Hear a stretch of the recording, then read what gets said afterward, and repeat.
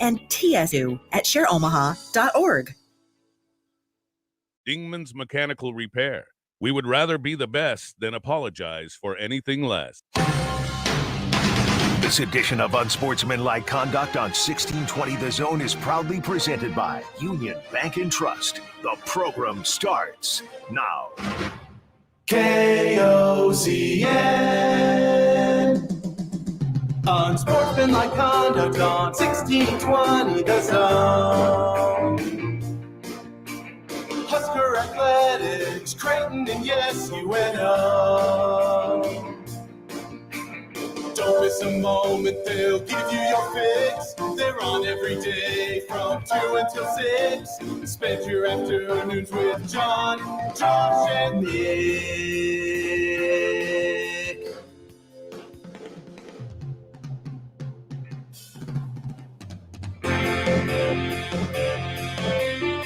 John, Josh, and Nick.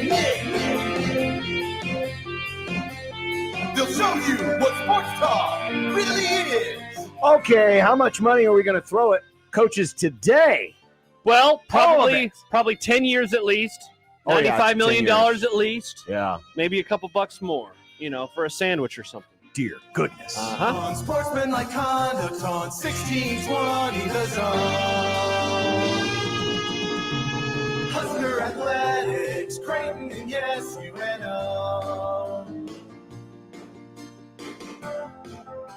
Hello. Welcome, everybody, to the program. John, Josh, and Nick on this Tuesday.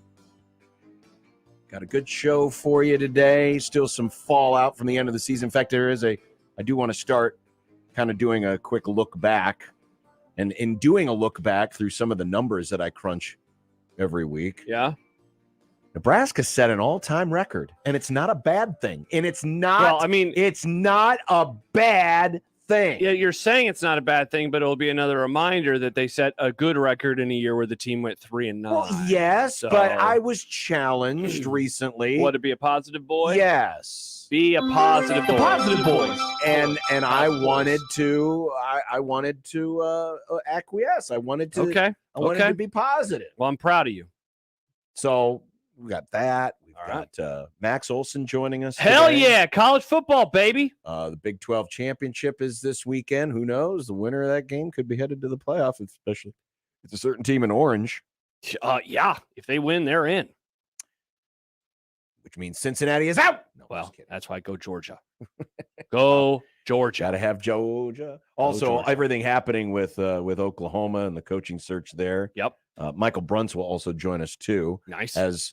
While the rest of the college football world, most of the college football world, is obsessed with what is going to happen to the Oklahoma job, the Notre Dame job, and just the future of where coaches' salaries are going. Nebraska is, of course, focused on the here and the now. Their little world. Yep. Which doesn't involve head coaching searches or paying $10 million a year. Well, hey, speaking of, unless they want to pay a coordinator $10 million, they could. A year, they could do if they wanted. Mustache Adam, speaking of salaries, he said if you wanted to get Scott Frost a contract that totaled $95 million at his current $4 million a year salary, you'd have to sign him up for 23 3/4 years. So there you go, almost 24 seasons, and that's how Scott Frost would make what Mel Tucker will make over the next decade. And by the way, Mel Tucker, guaranteed, no matter what happens, guaranteed. And it's nuts. Like the last few days have been absolutely incredible in this sport. First of all, Saturday was one of the best rivalry Saturdays of my life. It was really good. Now, it helps that I was rooting for Michigan. It helps that I was rooting, and Auburn lost. And I didn't really care what happened in Bedlam. Just wanted a fun game. So you had that. And then Sunday happened.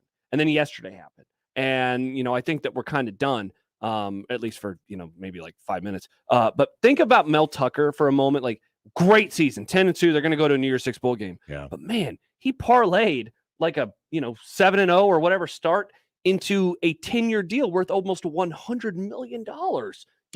These guys are getting contracts, and none of them have won a national championship. Riley's made the playoff, and Brian Kelly has made the playoff. Mel Tucker has not made the playoff. He's barely over 500 as a coach. And they parlayed that money into almost $100 million, almost $10 billion these college football coaches are making. $10 billion over the next decade. over the next decade. It's absolutely incredible. It is absolutely incredible. Oh, God. Absolutely incredible. It is. It is. Now, some of the numbers that were being thrown out Yeah, were they just a little Yeah. bit too high, but still, I mean, former friend of the program, Dennis Dodd, saying 15 mil a year. Yeah, didn't get that high for O'Bry, but hey, wow, Saban, that's a name I haven't talked Bry, about. the Bry man of the group. No, Dennis Dodd. No, Denny Dodd. Yeah, That's a name I haven't heard in a he long was time. he Has was he been the hiding or something? Well, I don't know. You maybe muted him. He was the one last night that reported. He was the one who reported $15 million. But it's only $9.5 million. But let's see what happens with one Nick Saban, because he can always ask for more money. I mentioned Kirby Smart's going to ask for more money. Right. Every Yeah. playoff coach is going to ask for more money. Oh, definitely. It's going to be pretty interesting. Most definitely. Yeah. We're also playing around a little bit with some of our new toys. Yeah. That we're going to feature in 2022. Oh. Those of you who have been familiar with the program know that we occasionally do video stream. Awesome. Some of our content. Yep. The intent next year is to video stream most, if not all of our content. Wow. Yeah. Interesting. But we're experimenting Blue right Jay now. Banner live streaming. We are experimenting right now. And those of you who have been familiar with 1620 The Zone TV, the formerly known as Stibbs TV. R.I.P. He died. Yeah. Yeah. Yeah. That was Stibbs TV was Nashville Network. Uh-huh. We're now Paramount Plus. Oh. We skipped the Spike TV step in the middle. But yeah. Very cool. I'm Did looking you know at it that right Paramount Plus used to be in the Nashville Network? That is the genesis. I literally had no idea. Was our Spike TV phase not when it was program TV and it was impossible to find? Oh, that's right. We did have program TV for a while, so that was that kind of the one Spike sucked TV because phase. if you search program TV on YouTube, it showed nothing. It was just like, hey, watch this random video. Yeah. Yeah. Here's so Nick those of Saban you saying familiar program. with 1620 The Zone TV on YouTube know that you've been able to see some of our content, but yeah, we're on also, Twitter now. We're also simulcasting on Twitter. Dude, there's a lot of viewers on the old Twitter machine right now. So it's pretty cool. So please let us know in the comments. Yeah. How it sounds, how it looks. We're playing with some stuff. Uh-huh. Oh. And we decided to go us. Well, I'm proud of us. You can't you won't ever find out how good it is until you play with it. Yeah, for sure. That's what many say. So that's what we're doing today. So if you want to join us there in the video stream, you can on our YouTube channel. Please subscribe, 1620 The Zone TV, or just follow us on the J-Tech Construction Zone Twitter feed. Look at that. One of my friends just sent a picture of his office and he's watching us on his TV. Nice. Hell yes. I'm not going to say his name because I don't want to get in trouble. Just in case his bosses are also listening, but very legal and very cool. It is Dave all says, very legal are and you very guys cool. all in the same studio or no? We are indeed. John Yeah. is next to me to my right. Nick is in front of us. We are all here in the same studio. Very legal. Yeah. And very now, cool. one of the other things happening in 2022 is apparently going to get better cameras and stuff. Right now, we're just using our computer. Like, for example, see, you can see my computer. It's John's junk. Yeah. No, it's my computer. Oh, See, okay. it's my Yeah, computer. yeah.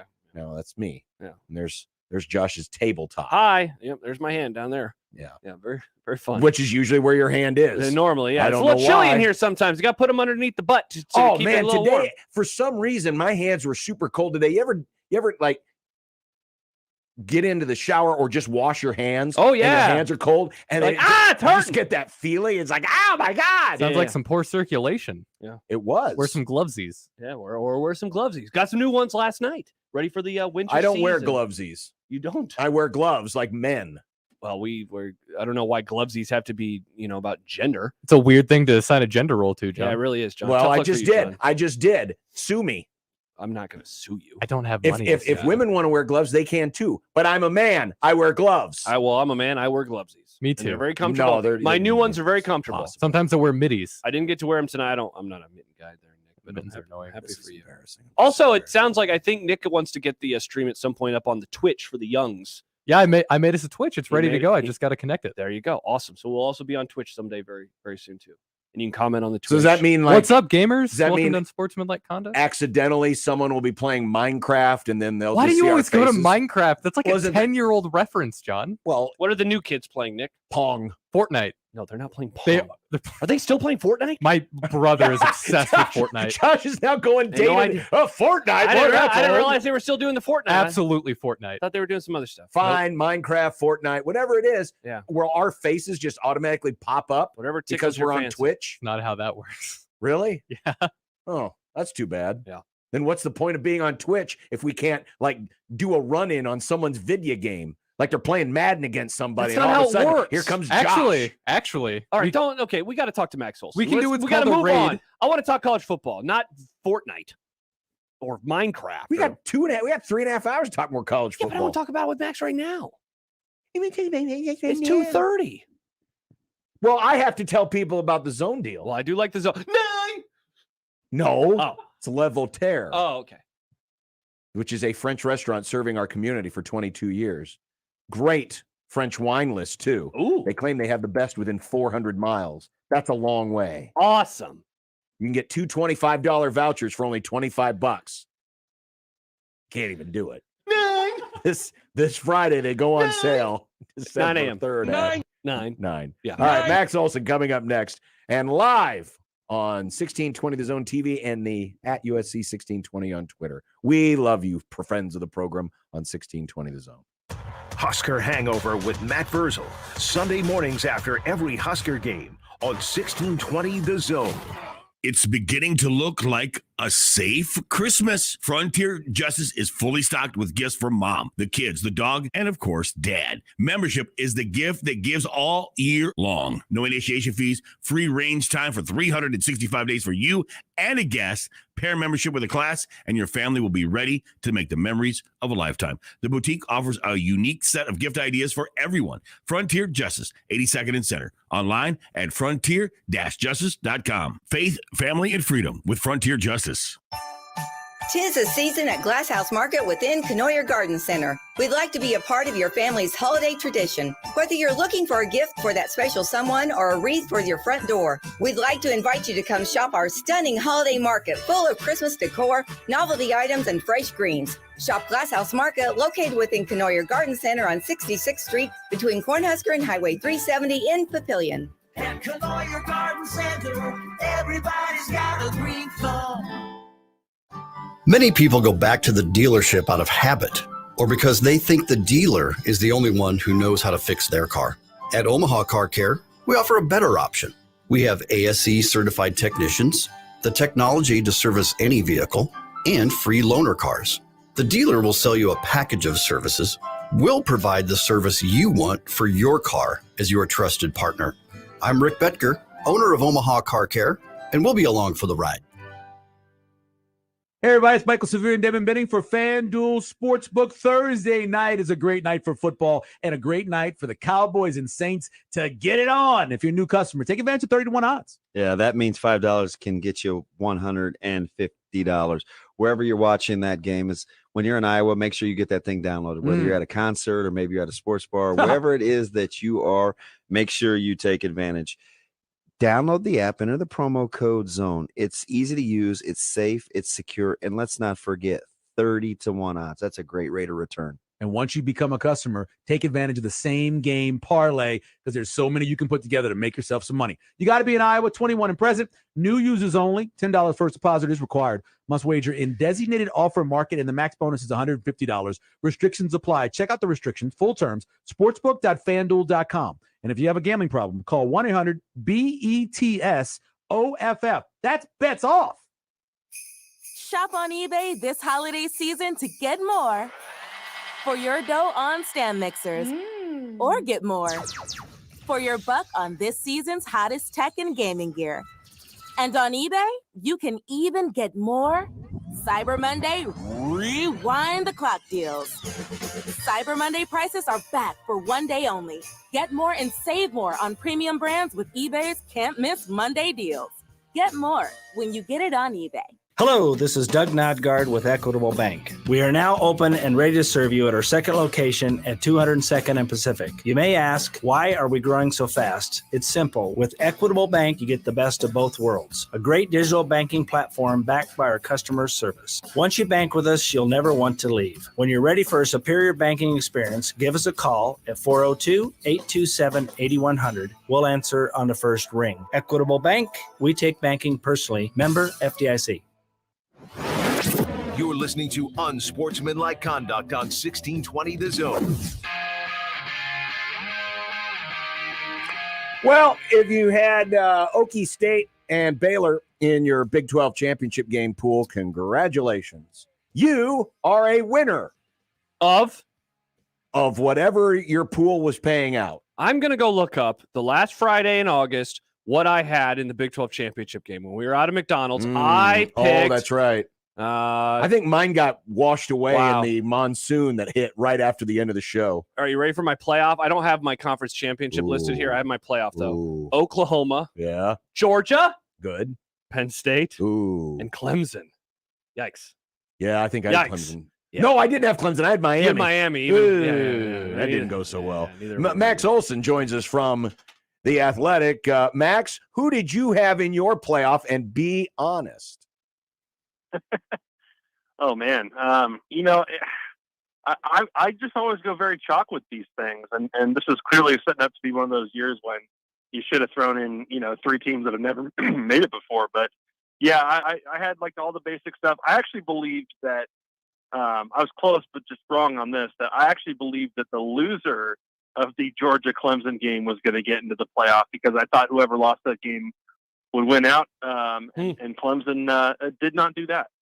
Max, before we get into the coaching stuff, I wonder, and as this season comes to an end, we're going to have some new blood in the playoff. And I mean, we could potentially have 3 teams in Michigan, Oklahoma State, and Cincinnati that have never made it before. Is this an aberration year where it's a combination of, the super seniors because of COVID, maybe some down seasons for Clemson and, Alabama taking just a bit of a step back? Or do you think that this could be the beginning of something where going into the 12-team playoff era that it's not as perhaps chalky or as dominated by the usual suspects as we expected it to be?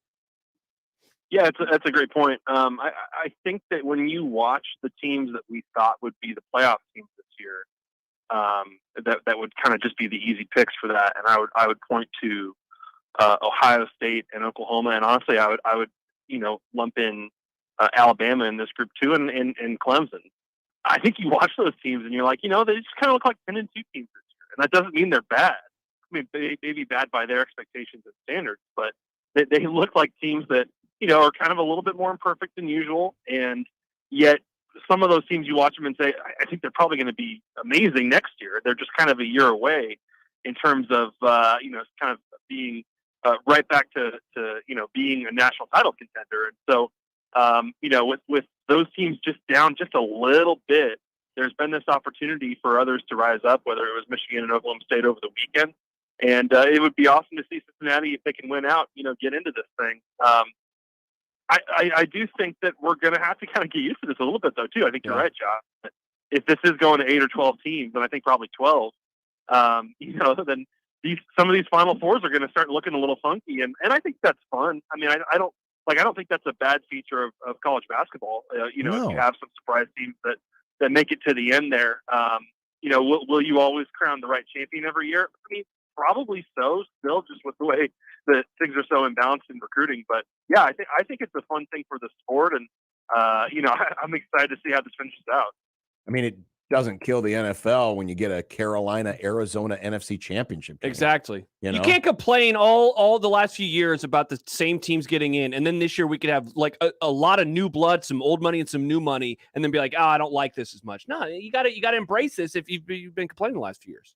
So on that note, Max, now obviously the scenario to make this a little more controversial is Alabama beating Georgia, and then, of course, Michigan winning and Cincinnati winning.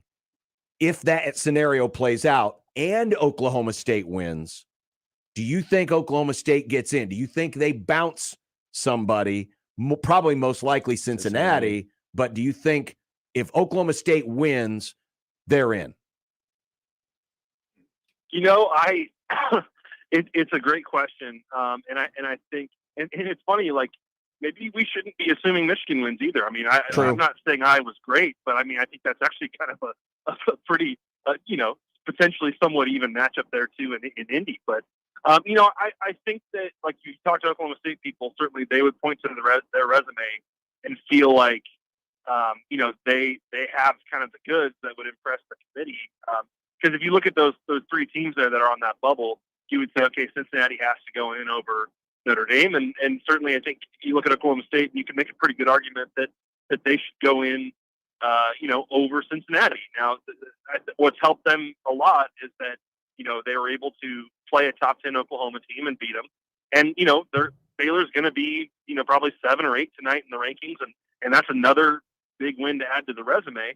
Cincinnati, they beat Notre Dame, and they did so in pretty dominant fashion, I thought, but they haven't really kind of had that many chances to play great teams so far. So I think that's kind of the thing that props up Oklahoma State, but certainly, they don't have a great loss in terms of the loss to Iowa State, who was a solid team this year. And look, there's going to be a lot of people that are outraged if 13-0 Cincinnati gets left out. So I think that certainly could be kind of that Saturday night debate that we're having, because I wouldn't put it past Alabama to put it together and beat Georgia.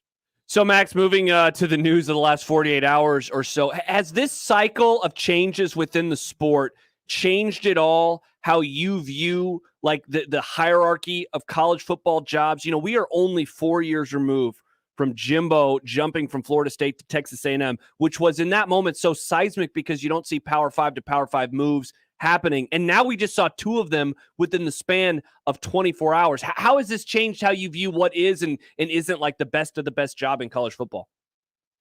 Yeah, we did a poll earlier this season where we talked to more than 100 coaches and staffers in college football and asked them what they thought the top 10 jobs were in the country, and now we've got I think now 4 or 5 of them of the top 10 have opened up now. I mean, it's truly incredible.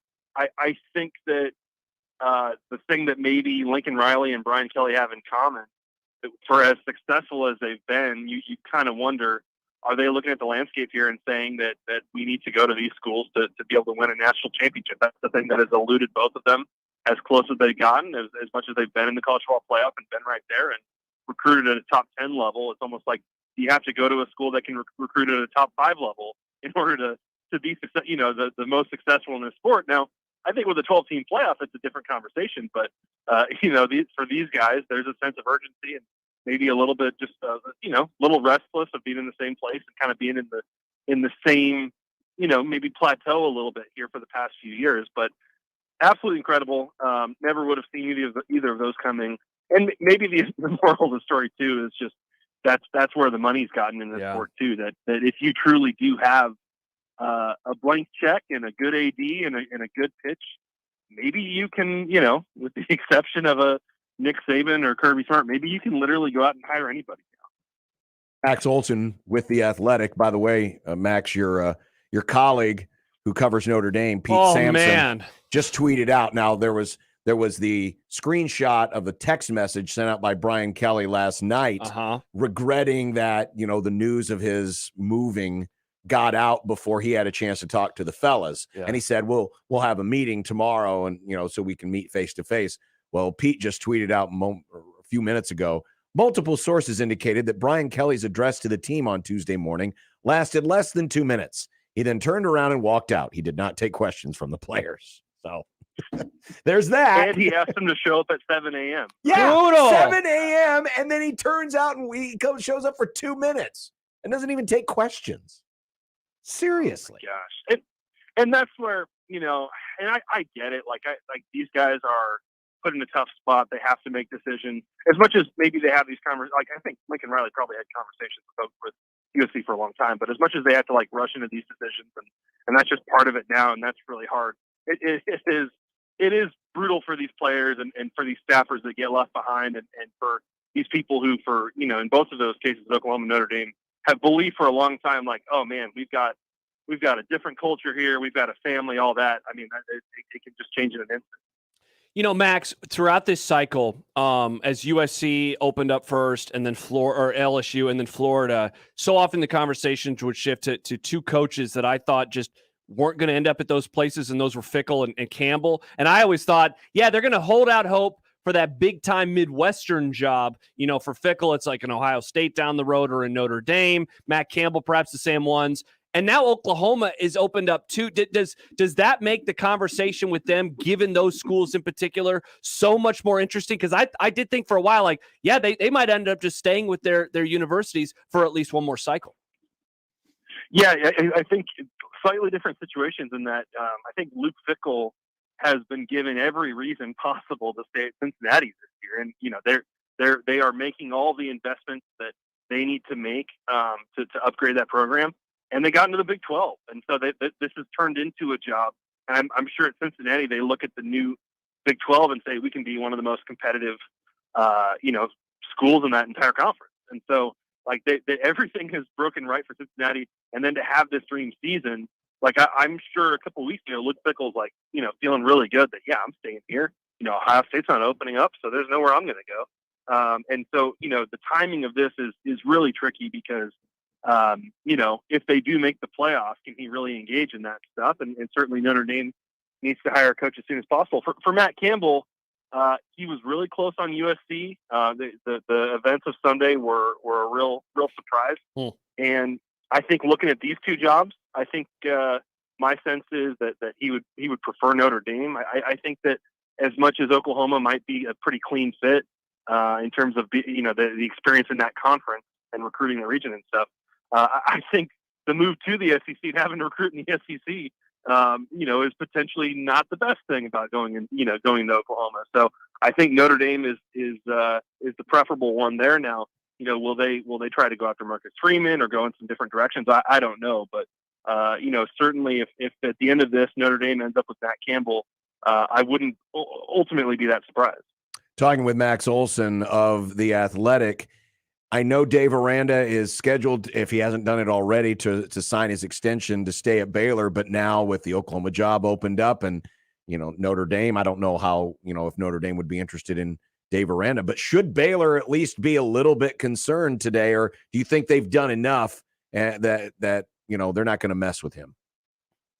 Yeah, I think that LSU opening up and USC opening up, those were two jobs that he, especially USC, I think there was a real sense that, I'm not saying he was offered either of those jobs, but I think that he was a real candidate for both of them. And their AD Mac Rhodes does a great job. And Baylor being the private school they are, they can also, they can offer you a lot of money to stay. And certainly after all the coaching change they've gone through, very motivated to do so, to not lose a coach so quickly after just losing Matt Rule to the NFL 2 years ago. So I think they're probably feeling pretty good that he is going to stay. But look, guys, I mean, this thing's not over. I mean, what if there are coaches leaving for NFL jobs here at a month from now? I mean, I think that I think right now, if you're an AD, it's probably a pretty stressful time. And man, if you think you've got your guy and he's staying for the long haul and all that, I would still work on that list and keep it in your drawer just in case. Max Olson covering college football for The Athletic. Max, we appreciate it. So far today, it's been a little bit quiet, but for now. But it's only 2:49. We got plenty of the day left. We got time. You guys would tell me that somebody got hired in the middle of this phone interview because that's how it's been. If you take your eyes off TweetDeck, it's a little bit terrifying. Yeah, it really is. It is a little bit. Max, have a good one. Enjoy the weekend. Hey, thanks, guys. Thank you, Max. Max Olson joining us on the Lanahan Nurseries hotline. Along the lines of what he said at the very end, I was listening to Split Zone Duo, best college football podcast in the game, in my opinion, their Patreon show, so behind the paywall. And Stephen Godfrey, friend of the program, he mentioned, and he's like, look, I'm not an NFL reporter, so I don't know how comfortable I feel saying this, but the idea of Ryan Day in Chicago and the Bears. And I thought that was, pretty fascinating. I just saw a tweet, though, that showed up via your friend, Dennis Dodd. This is from 22 minutes ago. Notre Dame will apparently wait for Luke Fickell, apparently the number one choice. Jack Schwarbrick suggested he will not name an interim. Assistants being told to stay on the road. Strong Catholic ties with Fickell. Notre Dame wants renewed bond with traditional Midwest Catholic high schools in recruiting. John, there is a scenario, and we laid it out last week, that is not that ridiculous, where Notre Dame makes the playoff. And they will it's not ridiculous. They will not have their head coach. They could be in the mix for the playoff. Cincinnati also could be in the mix for the playoff. I mean, if chalk holds, if Bama loses to Georgia and Cincinnati wins, no matter what happens, in my opinion, Cincinnati's in the playoff. And so this is incredible territory because we've never seen anything like this before. Where a coach is bailing on his team. And look, he can move on. Brian Kelly can do whatever he wants. I don't care. But leaving his team before they have a chance, in theory, to play for a national title, and it's Notre Dame. This isn't a Group of 5 coach leaving. Right. This is Notre Dame. This is uncharted waters, really, that college football has had. Someone pointed this out on Twitter earlier this morning. Said it almost makes you want to root for Notre Dame to win the national championship. Yeah. To which I said, I actually would. How amazing would that be? Forget about that it's Notre Dame, for those of you who have that thing about not liking Notre Dame. But just the visual. You got Brian Kelly, who, shocks everybody by leaving, going to LSU, assuming that, I can win a title here. Mm-hmm. Because when you look at it, 2 out of the last 3 coaches to win a title at LSU are not considered coaching icons. You have the greatest coach of all time in Nick Saban, and then you have Les Miles, and he played for another one, and you have Ed Orgeron. Right. Yeah. And that's no knock on them individually, but let's face it. Yeah. They Brian Kelly's a better coach than those coaches. They were able to win based on a lot of talent. And so he's figuring, if I'm going to win a title, this is my real chance. Yeah. This is my real chance. And then Notre Dame gets in and somehow wins. Now, it's probably not going to happen because obviously there are still things that have to take place for them to even get in the playoff. Yeah, they need in the first place. They need a little bit. But it would be an amazing story. I can't imagine the visual of this all. We've seen coaches not coach in a random bowl game before, but they would have a chance at the national title, and yet their head coach won't be there. Yeah, it's just very strange. It really is. It makes you wonder again, what would Lincoln Riley have done if Oklahoma had won Bedlam on Saturday night? You know what? Because yesterday, before the show started, I would have said, well, of course he would have coached there. Why wouldn't he? But now I'm seeing Brian Kelly, a guy who could play for the national title, leave his team, already. Yeah, so I guess I can't have a strong opinion either way. 402-951-1620 if you want to hit us up on the Lanahaw Nurseries hotline. Of course, Max, along with Michael Bruntz, a part of our daily lineup, powered by the Rooferys at John Higgins Weather Guard. Bruntsy will join us here in our next hour, and we'll have more on the weirdness of the coaching search. And I also want to maybe get into this in the happy hour, but because I like to try to not spin it, but at least steer it back towards how this may impact Nebraska as some people still consider a blue blood power, or does a moment like this start to really separate the teams that are truly all in? Phenomenal question. Versus everybody else. It's a great point. I look forward to that because we've literally had salaries almost doubling. Yeah. In the course of just a couple of hours. John, I mentioned in the interview with Max, I mentioned Jimbo. That is 4 years ago that he got a 10-year, $75 million deal, and we were like, whoa, $75 million. Think of what's happened in such a short amount of time. He was a national title winning head coach. Mel Tucker's making almost $100 million. Mel Tucker's making that money. Hey, get that money, man. I have no issue with that. It's just it shows how different the sport has become in that fast. We will continue with more of Unsportsmanlike Conduct live, streaming right now on our YouTube channel and on our Twitter, JTech Construction Zone Twitter feed. And, of course, all the usual places, 1620 The Zone, 1620thezone.com, and the Zone mobile app. Live from the Host Coffee Studio, this is 1620 The Zone. Email Severe and Benning on the Equitable Bank inbox with your love, your hate, or what you think about your hot takes. The Zone inbox is brought to you by Equitable Bank. We take banking personally. We want to hear from you in an Equitable Bank Zone inbox. When I'm picking a place to go for lunch or for dinner, I do my research. I see pictures, and then you get to a place and the food doesn't look like the pictures. A place that I've never had to worry about that is Fernando's. They're two fantastic locations serving Mexican food at 114th and Dodge and 75th and Pacific. Tamales to fried tacos to enchiladas to fajitas, and you can just hear them sizzling right now. Don't forget, in this busy time of the year, they cater. Fernando's of Omaha, 114th and Dodge, 75th and Pacific. Stop in today. The worst of times can bring out the best in each of us. Doctors, nurses, and frontline workers have labored selflessly to keep us safe during the health crisis of our lifetime. How do we thank these heroes? It's simple. Get your COVID vaccine so we can end this pandemic. Variants are on the rise, and we don't want to put these heroes through another health crisis. They have given their all. Now it's up to you. Please do your part. For you, for them, for us. This message sponsored by the Helmsley Charitable Trust, aired with the Nebraska Broadcasters Association and this station. Finding great candidates to hire can be like, well, trying to find a needle in a haystack. Sure, you can post your job to some job board, but then all you can do is hope the right person comes along, which is why you should try ZipRecruiter for free at ZipRecruiter.com/radio. ZipRecruiter doesn't depend on candidates finding you. It finds them for you. Its powerful technology identifies people with the right experience and actively invites them to apply to your job. You get qualified candidates fast. So while other companies might deliver a lot of hay, ZipRecruiter finds you what you're looking for. The needle in the haystack. See why 4 out of 5 employers who post a job on ZipRecruiter get a quality candidate within the first day. ZipRecruiter, the smartest way to hire. And right now, you can try ZipRecruiter for free. That's right, free at ZipRecruiter.com/radio. That's ZipRecruiter.com/radio. ZipRecruiter.com/radio.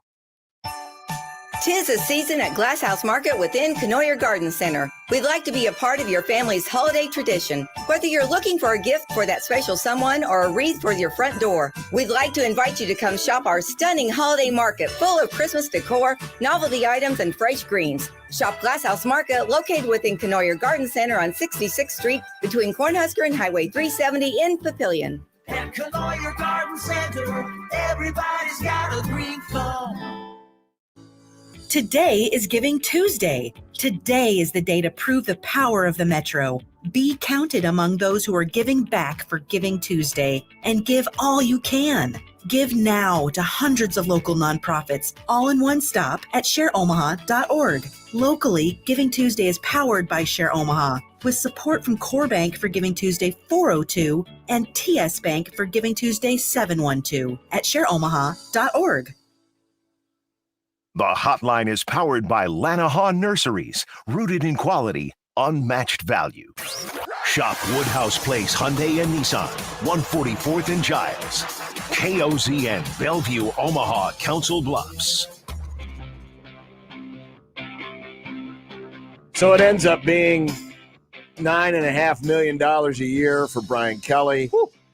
We don't officially know, and probably will never officially know, the salary paid to Lincoln Riley, but the rumors are north of $11 million a year. Makes you wonder what Oklahoma's going to have to shell out. Yep. What Notre Dame is going to shell out. Now, with Notre Dame, and like SC, private school, so there were the reports were that Brian Kelly was in the neighborhood of $7 million a year. But if Luke Fickell ends up being the guy, and they waited out until the end of the whole season. Well, yeah, they wait until Cincinnati's done. So that's New Year's Eve. So a month essentially. Yeah, another month. Yeah. Wow, no confidence in Cincinnati to make the national championship. Hey, it'd be pretty cool, but they're playing Georgia most likely, and so probably true. No, but sadly, go Cats. You wonder, are we looking at other raids? Because literally, what we've had happen is if it's not unprecedented, it sure feels like it. This is unprecedented. I think we can say that. Because people do not leave Oklahoma. Nope. For other jobs. They get left by Oklahoma. The last coach to leave Oklahoma for a job was Chuck Fairbanks when he left for the New England Patriots. I was going to say, and the same thing for Notre Dame.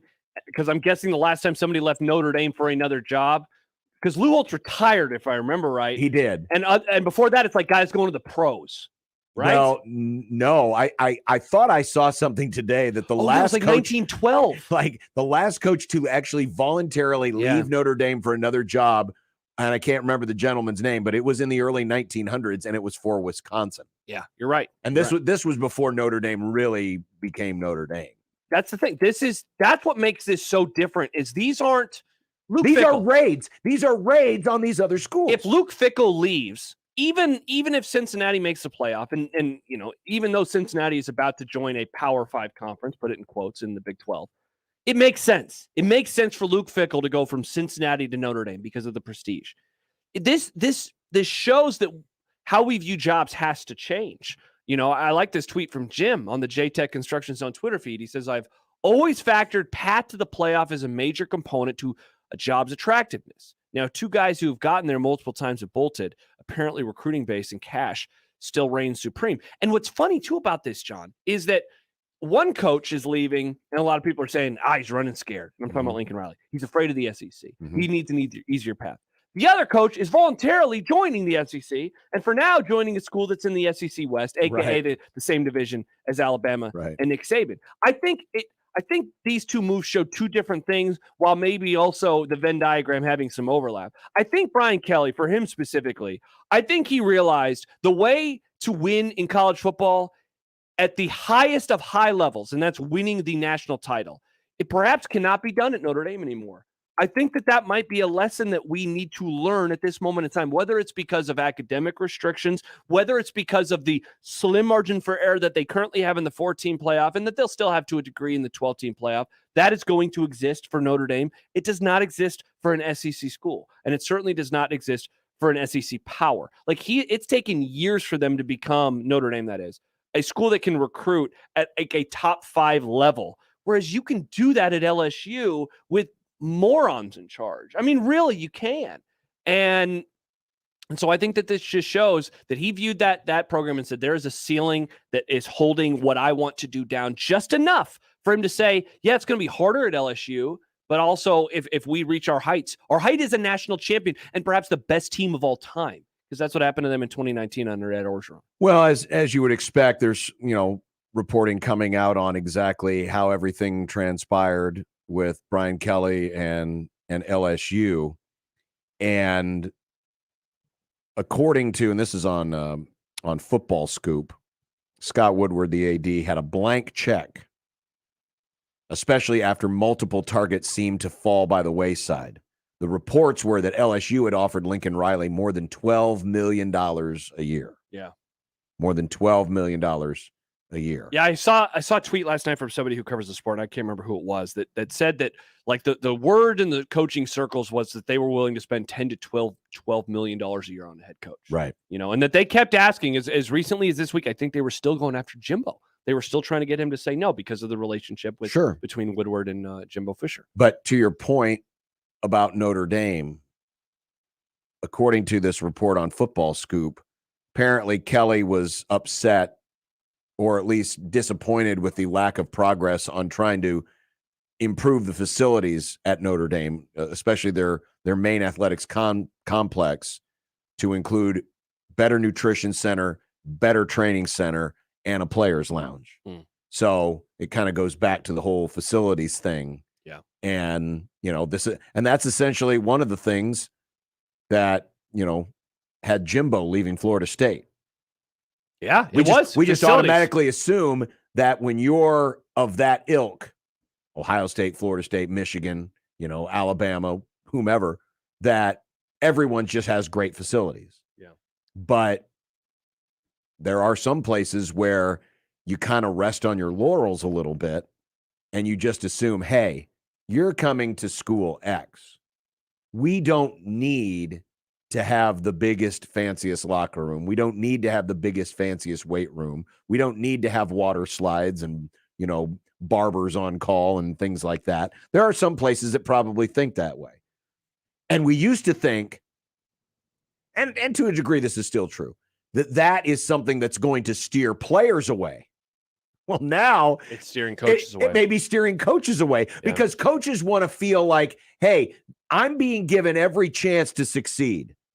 And especially when you're at a school like a Notre Dame, who, despite their historic importance to the sport, has been on the outs in terms of winning national championships because the axis of power has moved south. They've won one national title in my lifetime, and that was the literal year I was born. I was 5 months old or whatever when they won. And 4. And they've only played for a couple since then. Correct.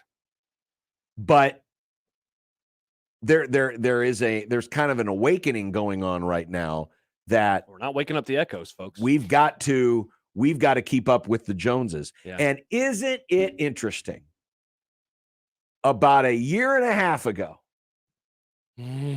when we were reading all of the doom and the gloom about sports getting dropped, hey, we're not going to be able to afford to do this anymore, to do that anymore. We're going to have to put this project on hold and that project on hold. After all of the hand-wringing and the doom and gloom, the hemming and hawing about how these big-time programs were going to go broke, here we are, less than a year and a half later, and Michigan State is paying a coach basically $10 million a year to coach for them. Yeah. And you have had.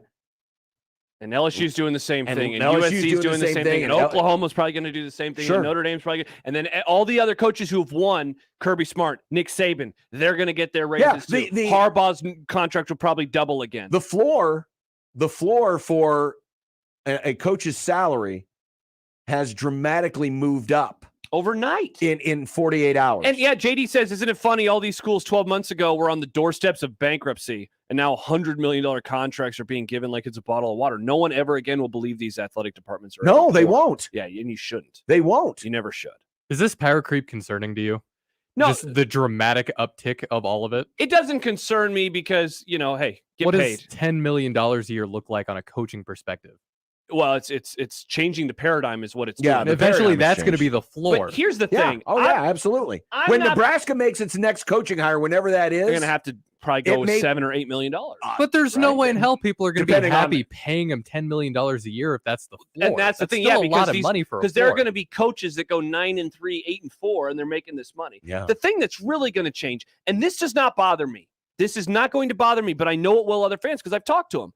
It's about time to start paying players now. You can't. The sport has gone so out of whack where a coach is making this much money and they are not as poor as they claim to be. The money is there. And so we are getting very close. I don't want to say dangerously close because, again, it does not bother me. I've changed my opinion on this all. I think that there should be pay for play. We are getting very close now to a situation probably where the schools are breaking or the football programs are breaking off and the players are making money. That's the neighborhood that they're moving into. And if the schools are going to whine and cry about it, they have no one to blame but themselves. They really don't. They didn't have the contracts did not have to get this out of whack this quickly. No, because it really, I mean, seriously, $7.5 million for Jimbo Fisher was 4 years ago.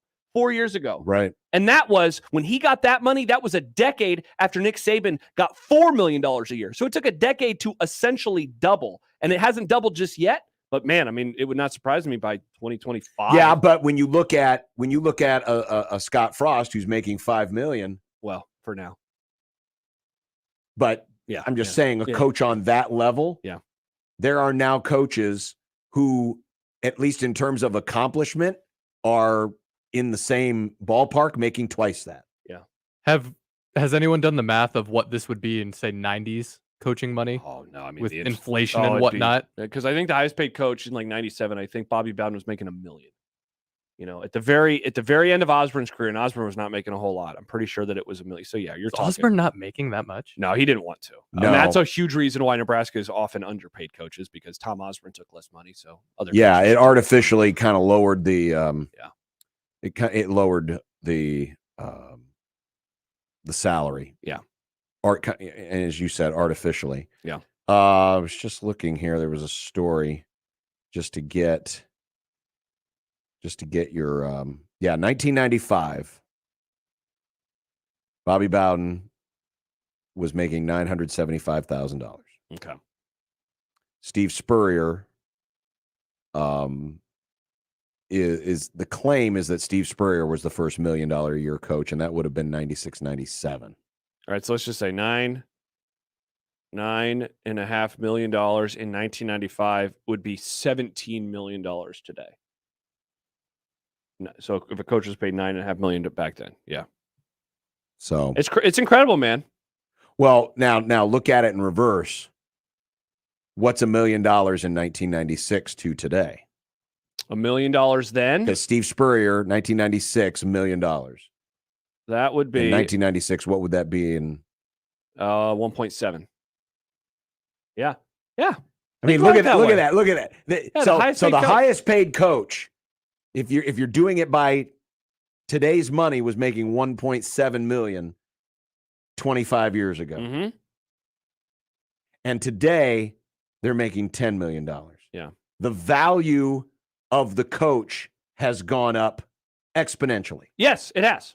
The value of the coach has gone up exponentially based on where it was in terms of earning power from 25 years ago. Mm-hmm. I mean, that's crazy. Greg and Lincoln says, don't forget, Kelly is Notre Dame's winningest coach, and he's walking away anyway. Notre Dame, yes, winningest coach. Yes. And I've been kind of making that argument for a few years that just Notre Dame is not what it was, even when I was growing up, certainly not what they were when you were growing up. And I think last night is probably the first moment where Notre Dame supporters actually have to admit that opinion is correct. They are, if Chalk wins this weekend, if Georgia wins, if Michigan wins, if Cincinnati wins, if Oklahoma State wins, Notre Dame will get left out of the playoff, and Oklahoma State and Cincinnati will get in.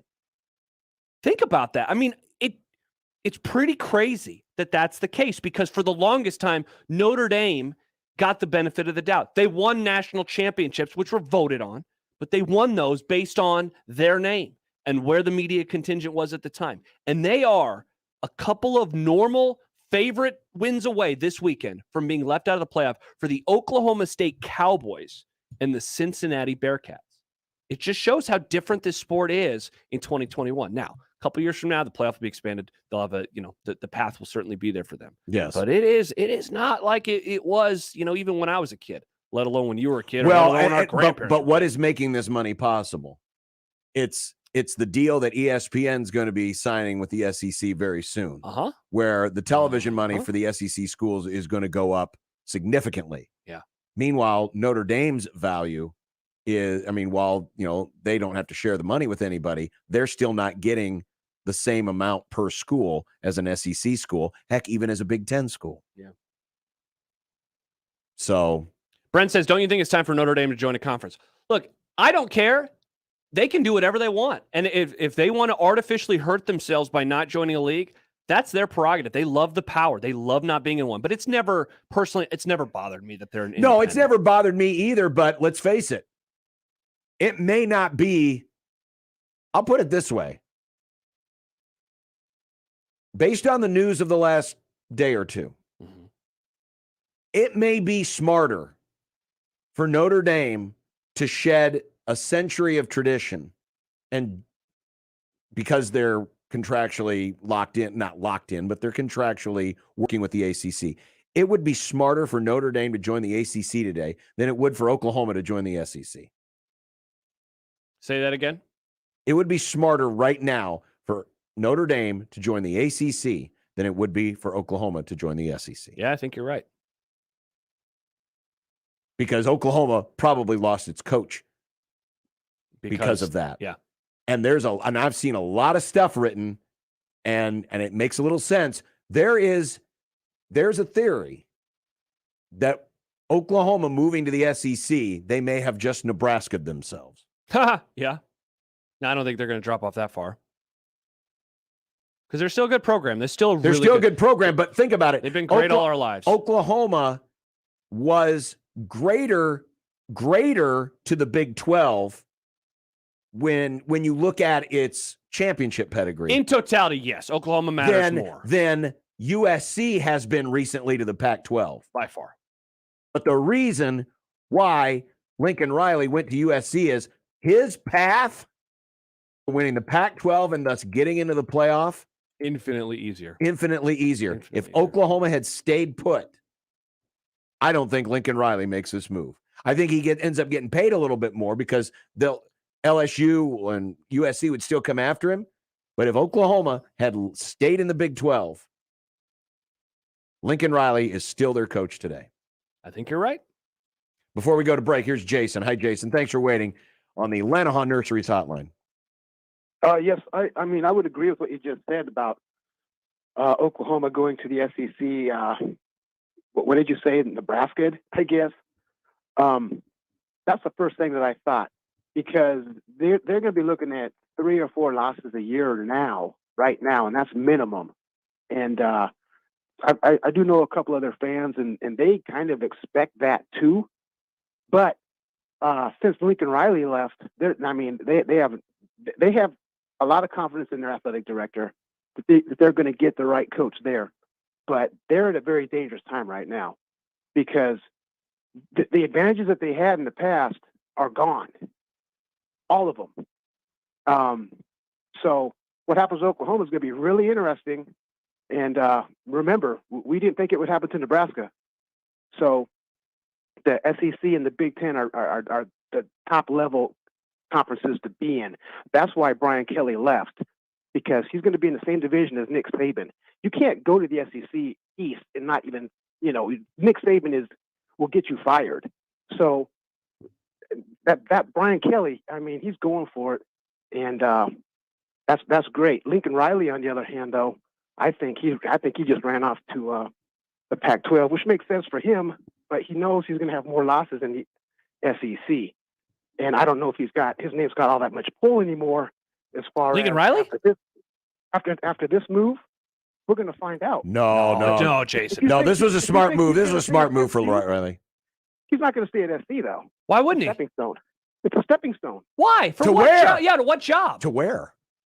Oh, he wants NFL. Oh, Lincoln Riley. He could have done, but yeah, he could have done that a million times already. He could have done that without going to SC. He wasn't ready, and I mean, the Cowboys didn't make him his coach. Cliff Kingsbury wasn't ready. Yeah, He's got the best record in the NFL. Jason, I the NFL agree with a doesn't lot of care. your other points. Yeah, he does. I mean, look, Appreciate the call, though. he might Thank you. go to the pros. I don't think that he needed to go to USC though to get to No. the pros. And and now not he's lost making any pro shine. money. Yeah. He's making more than pro money. If the numbers are true, he's closing in on Bill Belichick money. Yeah.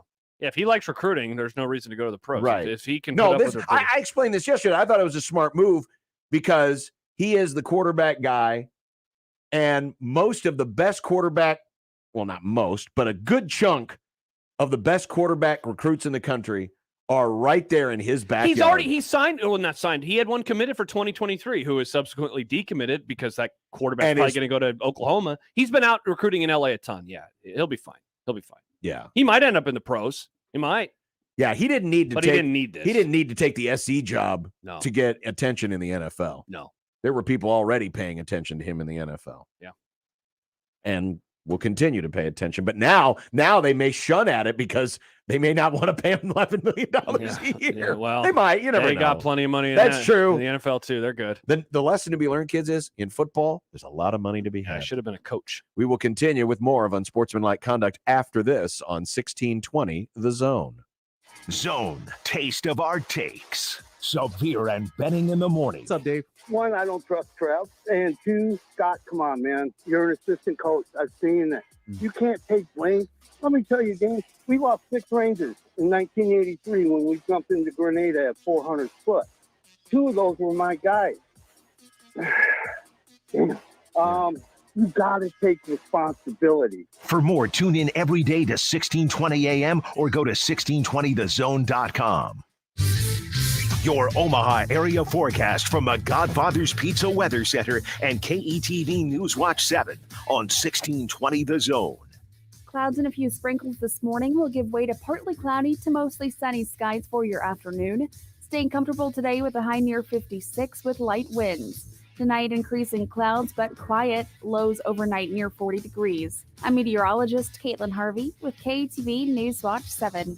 1620 The Zone's Unsportsmanlike Conduct, brought to you by a great friend of the program, Union Bank and Trust. I get paid to spread holiday cheer. You could earn extra cash this holiday season working at Omaha Steaks.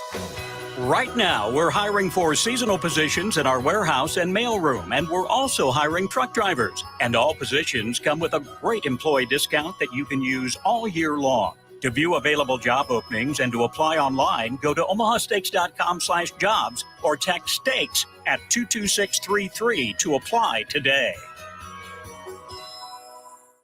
And that's when I realized it's called a hamburger, not a handburger, because you carry it with your hand. I was wrong, people.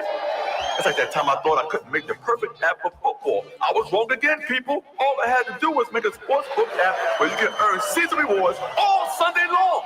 Nobody's better at bettering things than Caesars. Must be 21. Gambling problem? Call 1-800-BETS-OFF. The Zone's hydration station is social in Elkhorn at 192nd and Pacific, Omaha's newest and best football party with easy-to-drink specialty cocktails, mimosa towers, and 192-ounce mules. Come experience social, 192nd and Pacific, hydrating the Zone in Omaha this football season. Hi guys, it's Andrew with Brookside Medical Clinic. Are you struggling with erectile dysfunction and sick of the pills? Well, we have a major medical advancement that has helped thousands of men. The WAVE technology at Brookside Medical was tested by Cambridge University and the Cleveland Clinic, and the results are in. It's proven to increase blood flow by repairing blood vessels. No pills and no side effects. If you're ready to put a stop to your ED by treating the root cause, call us now, and not only will the assessment and blood flow ultrasound be free, we'll also include something unique that produces immediate results in the bedroom. I don't think I've ever seen it fail. This is a $600 value, free to those that call in the next 2 minutes. 402-671-7777. That's 402-671-7777. Guys, put a stop to your erectile dysfunction and get your love life back. Call Brookside Medical Clinic now to qualify. 402-671-7777. Someone once said that the best part about memories is making them. So let's go and make some amazing holiday memories in Sarpy County, Nebraska. What kid, or even kid at heart, doesn't love driving around to look at Christmas lights? So be sure to hit Light Up Bellevue, Downtown Papillion, and the many displays throughout the county. Sarpy County is also a fantastic place for holiday shopping, holiday eating, and spending precious time with the ones you love. Click GoSarpy.com to plan your holiday adventure. So much, so near, so fun! The hotline is powered by Lanahaw Nurseries, rooted in quality, unmatched value. It's unsportsmanlike conduct. They have to play with themselves. The 1620. The Zone. Couple responses that I think are both on the opposite end of the spectrum with Nebraska, perhaps as far as what this means for everything. Adam says, first of all, I think this year will prove out to be an anomaly on coaches' salaries.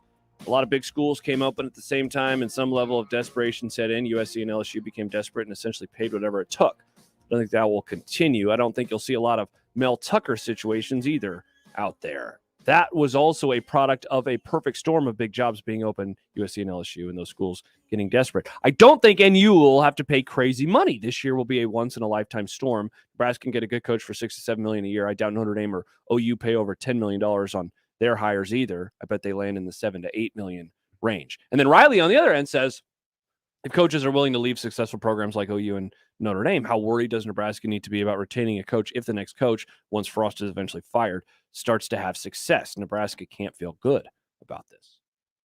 And that is one of the reasons why a lot of people around here, want it. I mean, they want Nebraska to be good, but they want Frost to be good because of the idea that he would not leave and you wouldn't have to worry about this. I'm not surprised Brian Kelly's leaving because Brian Kelly seems to be a very specific type of human. For ill and for good.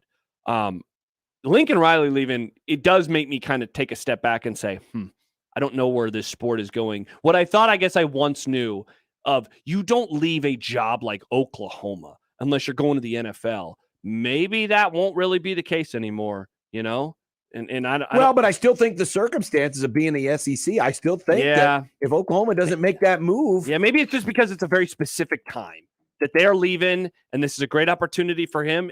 USC's in a ridiculously great job. It does make sense, but I guess Oklahoma has been, it's a destination job. It can be a destination job.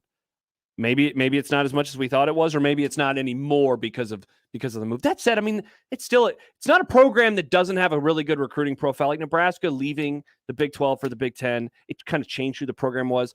Oklahoma does not have to change how they recruit or where they recruit. They're just going to have to do it better because they're in the SEC. But let's also not pretend that like Alabama's not going to be this version of Bama forever. Saban will retire, and the sport's going to change a lot. There's going to be a dramatic change because they've dropped off in our lives. They've dropped. Oklahoma, they did have a little dip in the 90s, and I guess kind of in the 80s. But they've been, for the most part, the same type of program. They're like Ohio State in that regard. Alabama has not. They've been way up and down in my life. And I'm not that old. They've been way up and down.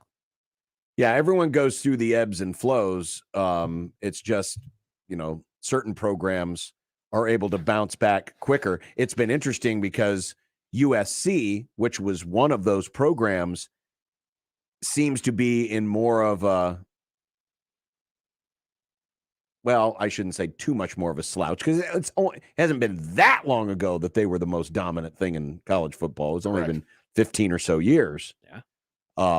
But it just shows how sometimes it's difficult. And the movement of this sport and everything pointing south. Yeah. Good point. I mean, that is the thing that really has changed a lot. That's the thing that and listen, sometimes it's the South eating their own. Yeah. The fall of Florida State, and Miami coincides with Alabama's rise because Alabama's gone into Florida and gotten the best players out of that state. Those players always stayed home. Yeah. The best players in Florida always stayed home and went to one of those three schools. And now Alabama's just going in there and doing whatever they want. And so even those schools that we thought, oh, man, they're never going to be bad. And yet, here they are, Florida State. Slumping. Nick Saban has changed the sport, man. Nick Saban had, and a lot of these moves are still in reaction to Nick Saban. Yes, they are. SC's trying to get back to the mountaintop. Why? Because Nick Saban's the guy at the mountaintop. Yeah. And LSU, I don't know all the people that they were contacting, but Jimbo, for sure. We know Jimbo. We know Lincoln Riley. No Lincoln Riley. LSU was not going out there looking for the next hottest. They weren't looking for the Scott Frost, Tom Herman, Bob Luke Fickell. Stoops. Yeah, they weren't looking for that. They were looking to go get an established coach at the same level and pay them a lot more money and say, come here and win. We've got the talent. We've been saying that for a few weeks. I remember there was that report from Bruce Feldman maybe 3 weeks ago. Like, they are going to make the best coaches say no. And I know that people don't like Brian Kelly, and that's fine. Like Kyle says, big reason Brian Kelly left was so now you can curse and berate his players without worry. I don't think that he is like a good person, but he's a great coach. He's a great coach, and that's what they want. Brian says, wouldn't it be easier for Kelly to win a national championship at Notre Dame than LSU? I don't think so. And my proof is I have two pieces of evidence rather. Notre Dame hasn't won a national title since 1988, and LSU has won a national title with Les Miles and Ed Orgeron. I think it's easier. Right. It's hard. The path is much more difficult path. But it's been proven with lesser coaches. That with the talent that's available to them, they can strike when the iron's hot. Yeah. And we saw what happened just 2 years ago. That was like the most talented team maybe ever. I mean, that was a ridiculous football team. And you can put that together. You cannot put together a team like that at Notre Dame. You just can't. Because you still have the academic requirements. And then there's just the whole idea of, do I want to play football here or do I want to go down where it's warm and play with a bunch of other guys who are, I mean, even mentioned the as facilities bad argument. as LSU has been in the last year and a half or whatever, they're still going to have guys going to the NFL. You mentioned it too. Like, that administration will do whatever you want. Notre Dame's doesn't, because it's a different type of institution. It's a different type of university. Right. They're to a large degree, that school is still living off its reputation and just saying, hey, we don't need to have the Taj Mahal facilities like everybody else because we're Notre Dame. Correct. Well, they're finding out that may not be true. Yeah, if you're okay with being this version, that's fine. But you're not going to be able to be in Alabama, LSU, Clemson, yada, yada, yada. 402-951-1620. You guys will hit us up on our our Equitable Bank inbox. John at 1620thezone.com or Josh at 1620thezone.com. When we come back, Michael Bruntz will join us. We'll talk about Nebraska's search for other coaches. Ooh. And who's going to stay and who's going to go. Decisions that we anticipate will be made this week. Broadcasting live from the Host Coffee Studios, this is Unsportsmanlike Conduct on 1620 The Zone. NFL Thursday Night Football plays here on 1620 The Zone. We are courtside. KP here with more satisfied and happy John Higgins Weather Guard customers. Number one, it was reputation. We found ourselves with a hailstorm roof damage and needed to figure out what we were going to do to remedy it. I've seen a lot of John Higgins around town and had him do the work for us, and we were very satisfied. Make the right call, fans. America's leading installer of Da Vinci roofs and roofs of all styles. The rooferees at John Higgins Weather Guard, providing the highest level of customer service with an A+ rating from the Better Business Bureau. Roof. At Union Bank, people don't have your money. Your money has people. First home people, investment people who answer the phone and your chats, dream car people, dream retirement people, driving your dream car in your dream retirement people, small business people, credit card people, and all the other people you need. At Union Bank, our people help you do more than you dreamed possible. So stop in and say hello. We can't wait to see you. Union Bank and Trust. Member FDIC. By texting 64,000, you agree to receive recurring automated marketing messages from Warby Parker. Message and data rates may apply. No purchase required. Terms apply. Available at warbyparker.com/terms. Have you ever wondered why eyeglasses cost so much? Glasses have been around 700 years. Isn't technology supposed to get less expensive over time? Well, there's a simple explanation. For decades, the eyewear industry has been dominated by a single company that's kept prices artificially high while reaping huge profits. Yikes. Warby Parker was created to change that. They design and produce their own eyewear and then sell it directly to you for a fraction of the price. Warby Parker's high-quality glasses start at just $95, including your prescription. And if you need an updated prescription, they've got a few easy ways to help you get one. Text FRAMES to 64,000 to try 5 pairs of frames for free. They'll ship them to you to try out for 5 days. If you find a style you like, they'll send you a fresh pair with your prescription. Easy. Text FRAMES to 64,000 to pick your 5 frames to try on at home for free. Text FRAMES to 64,000 to get started for free. That's FRAMES to 64,000.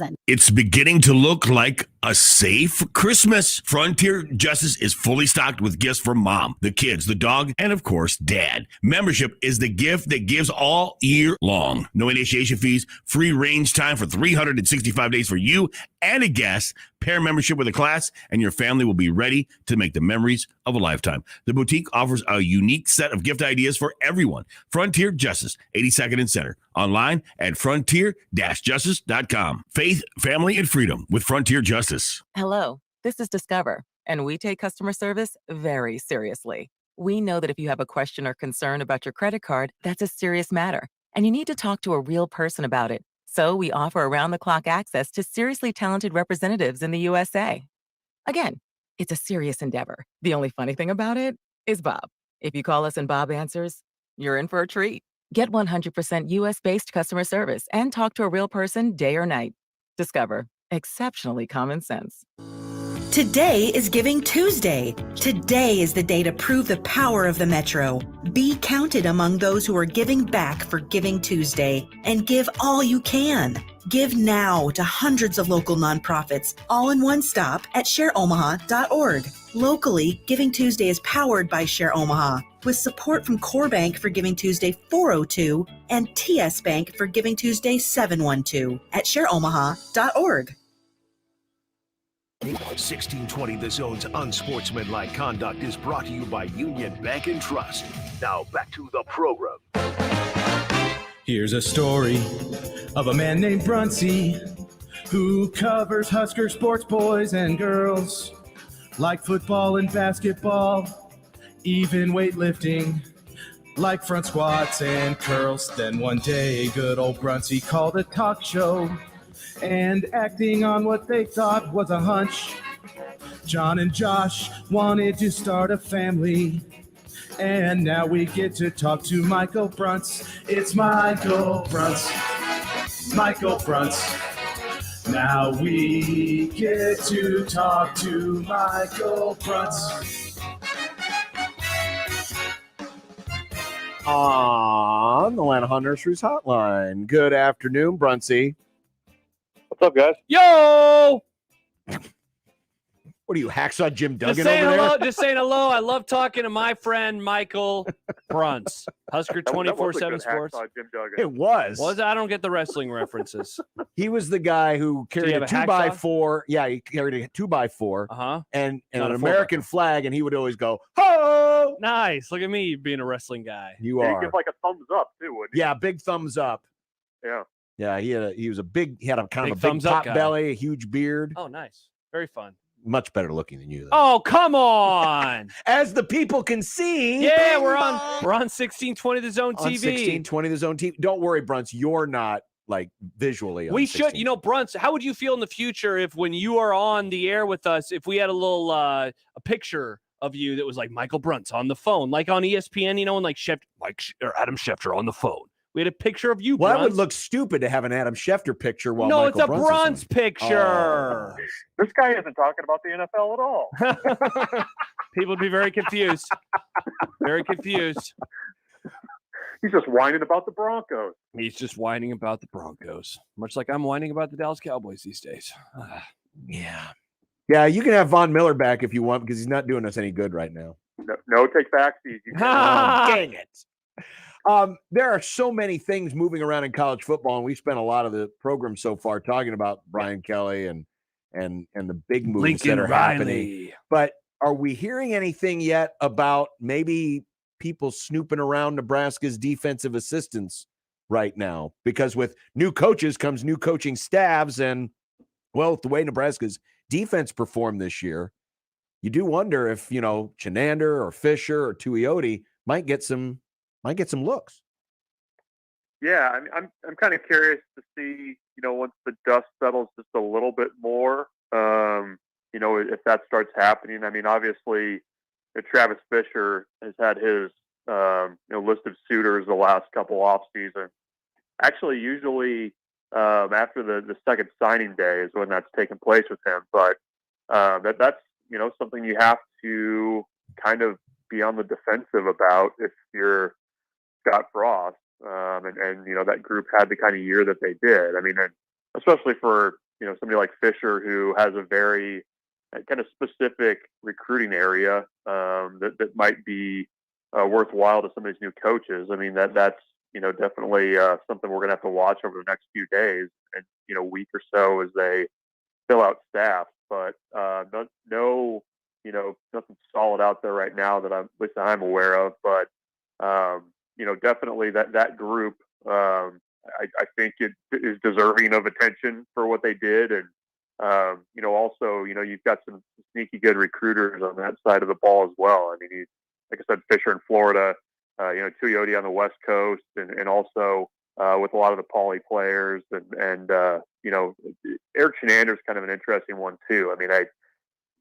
he's obviously turned around this defense in a really real way, but the other part that kind of makes it tough, I think, for coaches at Nebraska is the pay thing. I mean, they're already pretty well compensated, so that's another part of the equation there. But I guess with as much money being thrown around these days, it doesn't sound like an issue, I guess.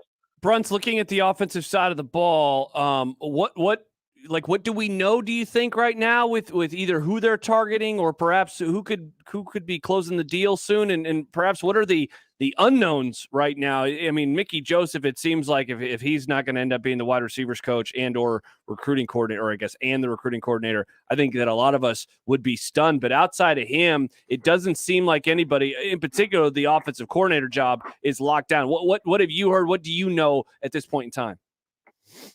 Yeah, obviously the Mickey Joseph stuff out there yesterday. I mean, I think that's still, out there, and I think you'll see that, probably done pretty soon, barring any kind of surprise. Yeah. But, it's interesting because, Scott Frost had kind of said that he wanted the OC hire in place before you kind of went on to the other stuff. And, that they're, looking at other candidates for that offensive line coach job. The running backs job has been pretty quiet. But what I'm curious, and I think a lot of people should be curious about, is how the kind of pieces are going to work to allow you to get a special teams coordinator on the staff. I mean, I think that it should be a priority. I would be surprised if it's not. And I think you're going to have to get a little bit creative with roles and responsibilities to make that happen. I mean, that's the biggest question mark to me. But it does seem like the OC thing is going to get done before you get at least running backs and the offensive line. So it's just really fascinating because I with Frost being an offensive guy, I don't see how he completely takes a step back from that side of the ball and turns it over to another offensive coordinator. But we'll see. But that's kind of where things are at today. It's been pretty quiet, but I would expect as the week goes along, we're going to start hearing a lot more about where these things are headed. With some of the names being bandied about for offensive coordinator, there's not a lot of them that have either Big Ten experience or connections in the conference. How important is that, do you think, just having some Big Ten knowledge in that role?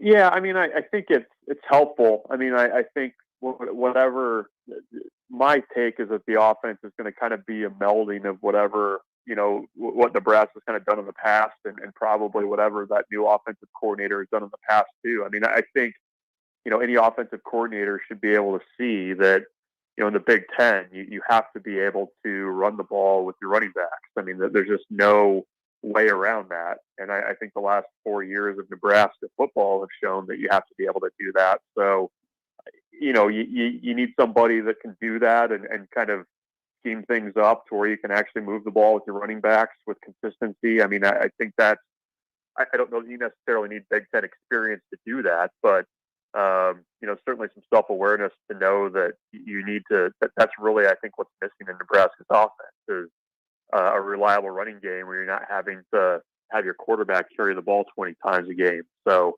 whether that's somebody that's from the footprint, I think you could probably find somebody too that could get you an offense that would be able to get that done. So I don't think it's completely necessary, but getting to that eventual final goal of an actual reliable running game is where you have to go with this hire.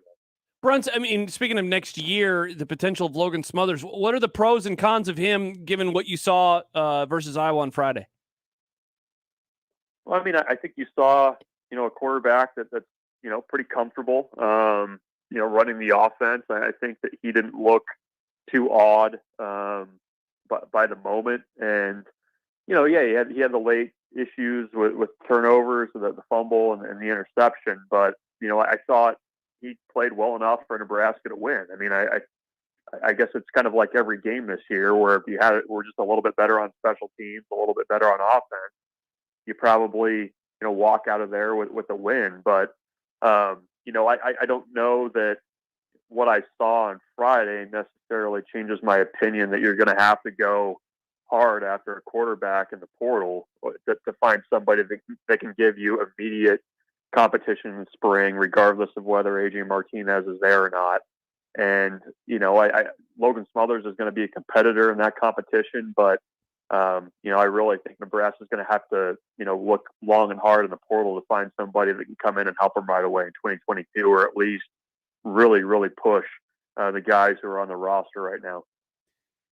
It was interesting to watch at least some of the senior day ceremonies because you wondered, which players were actually going to go through, and not that that's a guarantee that they're going to either stay or go based on the extra year of eligibility everyone got. It was still kind of interesting to see some of the guys who ended up going through. One of the guys who did not go through, and naturally because he's not even listed as a junior right now, but he is draft eligible, is Cam Jurgens.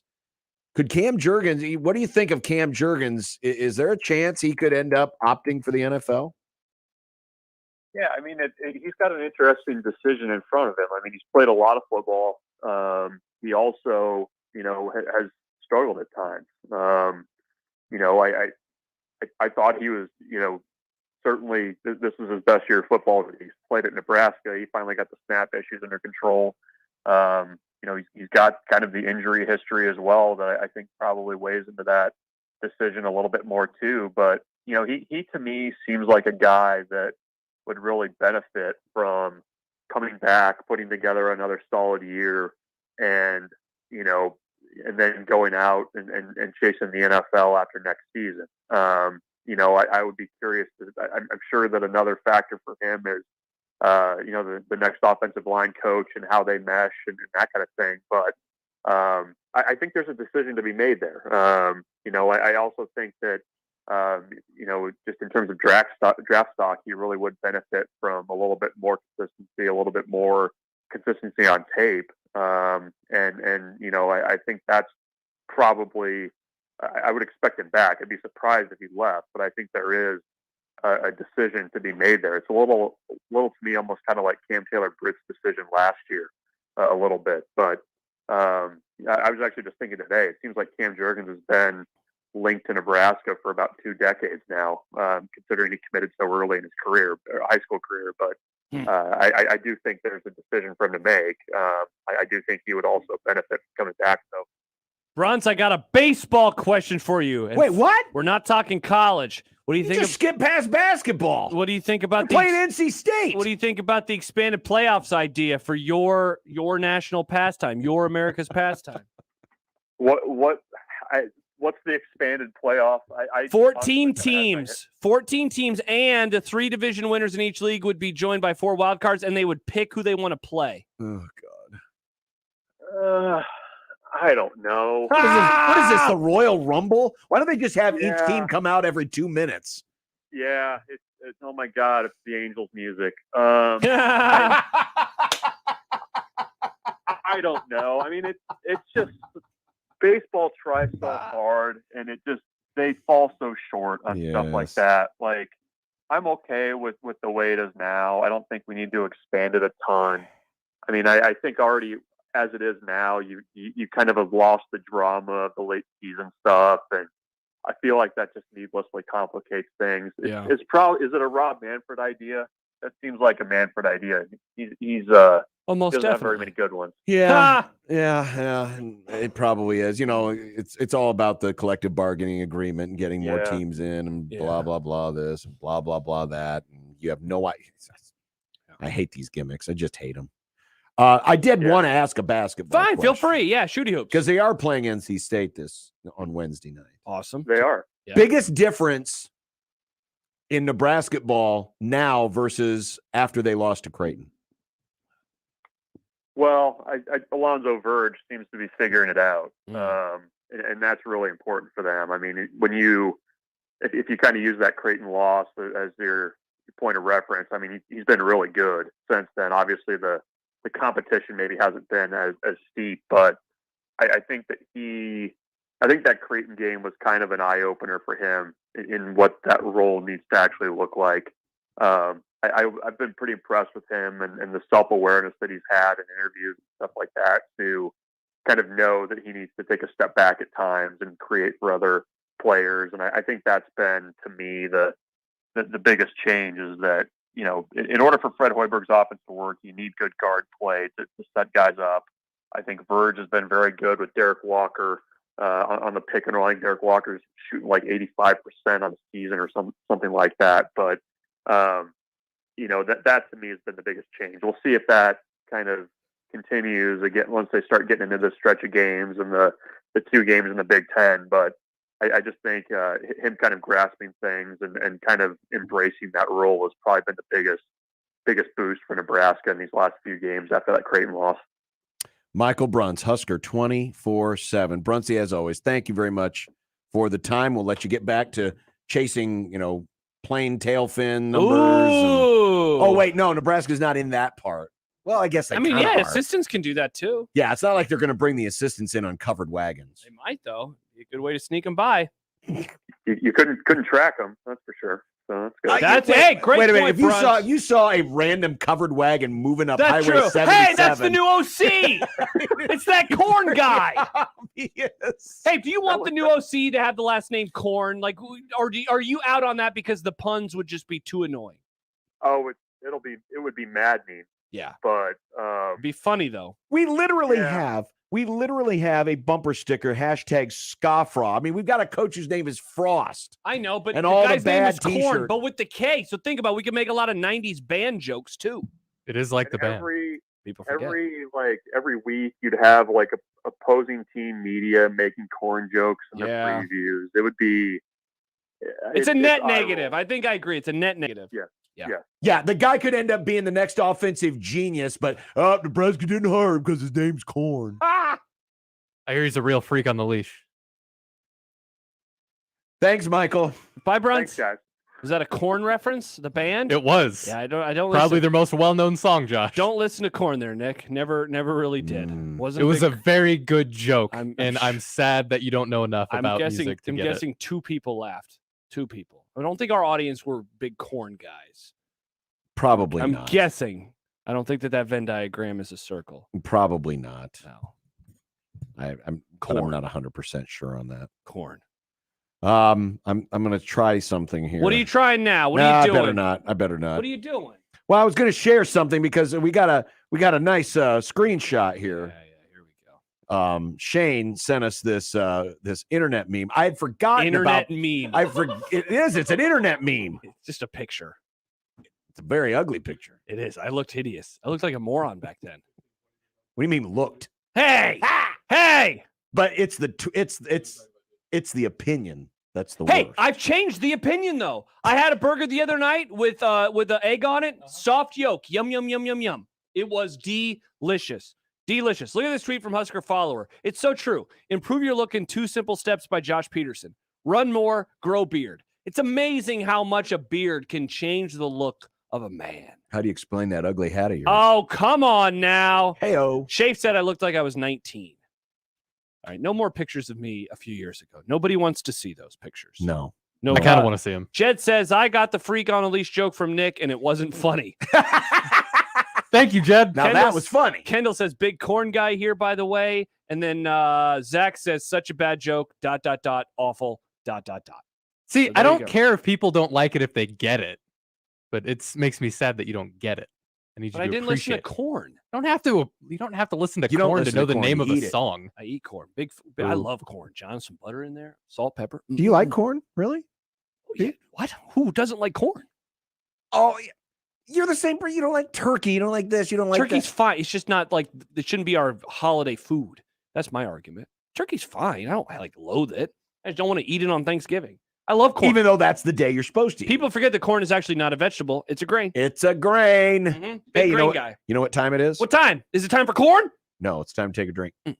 Not that day drink. It's our hydration.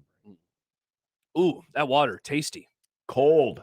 Oh yeah, man. what I I got like. some ice in here. When I remember to get ice, before I leave the house, that way it stays Oh, cold. do you have a logo popping up on the video? So we can have the logos now too. This hydration break, and then you can have a sponsor pop up. I could. I Yeah, you didn't have could. one ready for today. Oh, but it's social come in Elkhorn at 192nd and Pacific. Nice. It took me a long time just to build the graphics I built. Hey, you've done a for good this. job. I'll be honest, man. When you were like, I built graphics, I was like, oh boy, they look pretty solid. I will say. I know what I'm doing. You do to a degree. Yes, you do. To do it with paint, you've done a great job. I'm not even trolling right now. I'm not even trolling. You've done a good job. I'm proud of you. If you're wondering what we're talking about, we are streaming video live today. The whole show. We're just playing around with some new toys. In 2022, we're going video a lot more. And we'll have better like camera angles and stuff. Uh-huh. We'll have the Nick ref cam. He's gonna wear a camera around his head. Oh, is He's this just gonna true? Oh yeah. Is that true? Yeah. Oh, You didn't know this? no. You do now. Well, if I'm walking around, how am I going to be at the board? Produce it. You can walk around. Yeah, you can walk around. Kyle says, Grim loved the corn joke. Stibbs would have appreciated it. I don't think Stibbs is a corn guy. You don't have to like the band to understand the joke. I'm sorry. Well, that you I had to didn't know listen what the Korn. song was. One of the most popular songs in the early 2000s. It's not hard. It's not that hard. I've probably heard it, but I have no idea what it's called. Amazing Dan says, feel comfortable calling myself a music guy, especially in relative terms to 1620 listeners. I wouldn't know Korn if I heard them. I'd probably think they were Slipknot. Or wait, are they? That's a great point. I don't even know the difference between corn and Slipknot. Man, I am extremely triggered by all of this. All By right, the way, well, when we Slipknot come from back, Iowa. You find us an example, one of each, and you can bump us back. Oh, with I that. can do that. Oh, I'm sure you will. And we'll be back after this on 1620 The Zone. Live from the Host Coffee Studio, this is 1620 The Zone. 1620 The Zone. Traffic.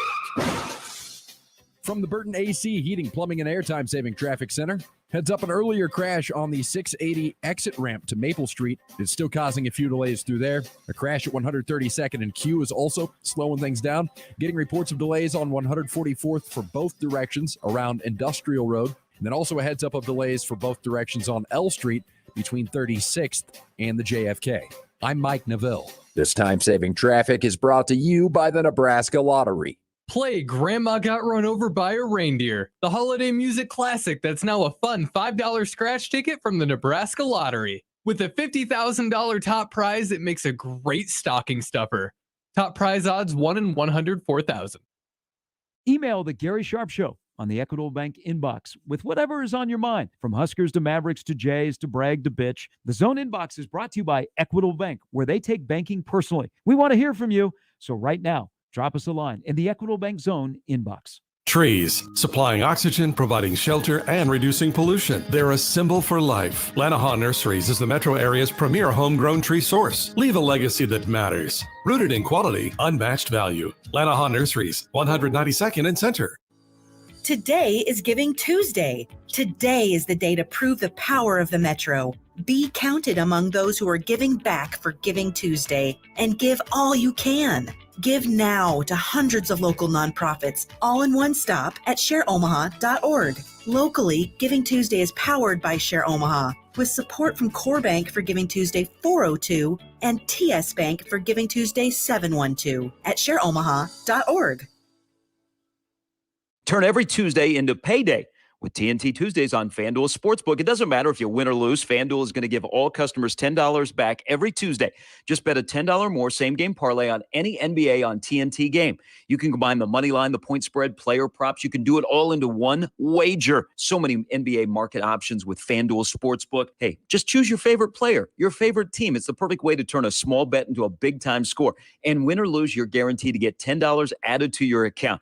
FanDuel Sportsbook is easy to use. You can find your bets, and they have live betting. And when you win, you're going to get paid in as little as 2 hours. So get $10 back every Tuesday, win or lose with TNT Tuesdays. If you're new to FanDuel, just sign up with promo code Gary162 to get your first bet risk-free up to $1,000 and make every moment more this NBA season. That's promo code Gary162 exclusively on the FanDuel Sportsbook app. 21 over, present Iowa. Bonus issued is non-withdrawable site credit, expires in 7 days. Maximum bonus $10. Restrictions apply. See terms at sportsbook.fanduel.com. Gambling problem? Call 1-800-BETS-OFF. Finding great candidates to hire can be like, well, trying to find a needle in a haystack. Sure, you can post your job to some job board, but then all you can do is hope the right person comes along, which is why you should try ZipRecruiter for free at ZipRecruiter.com/radio. ZipRecruiter doesn't depend on candidates finding you. It finds them for you. Its powerful technology identifies people with the right experience and actively invites them to apply to your job. You get qualified candidates fast. So while other companies might deliver a lot of hay, ZipRecruiter finds you what you're looking for. The needle in the haystack. See why 4 out of 5 employers who post a job in ZipRecruiter get a quality candidate within the first day. ZipRecruiter, the smartest way to hire. And right now, you can try ZipRecruiter for free. That's right, free at ZipRecruiter.com/radio. That's ZipRecruiter.com/radio. ZipRecruiter.com/radio. Don't miss this week's Zone Deal.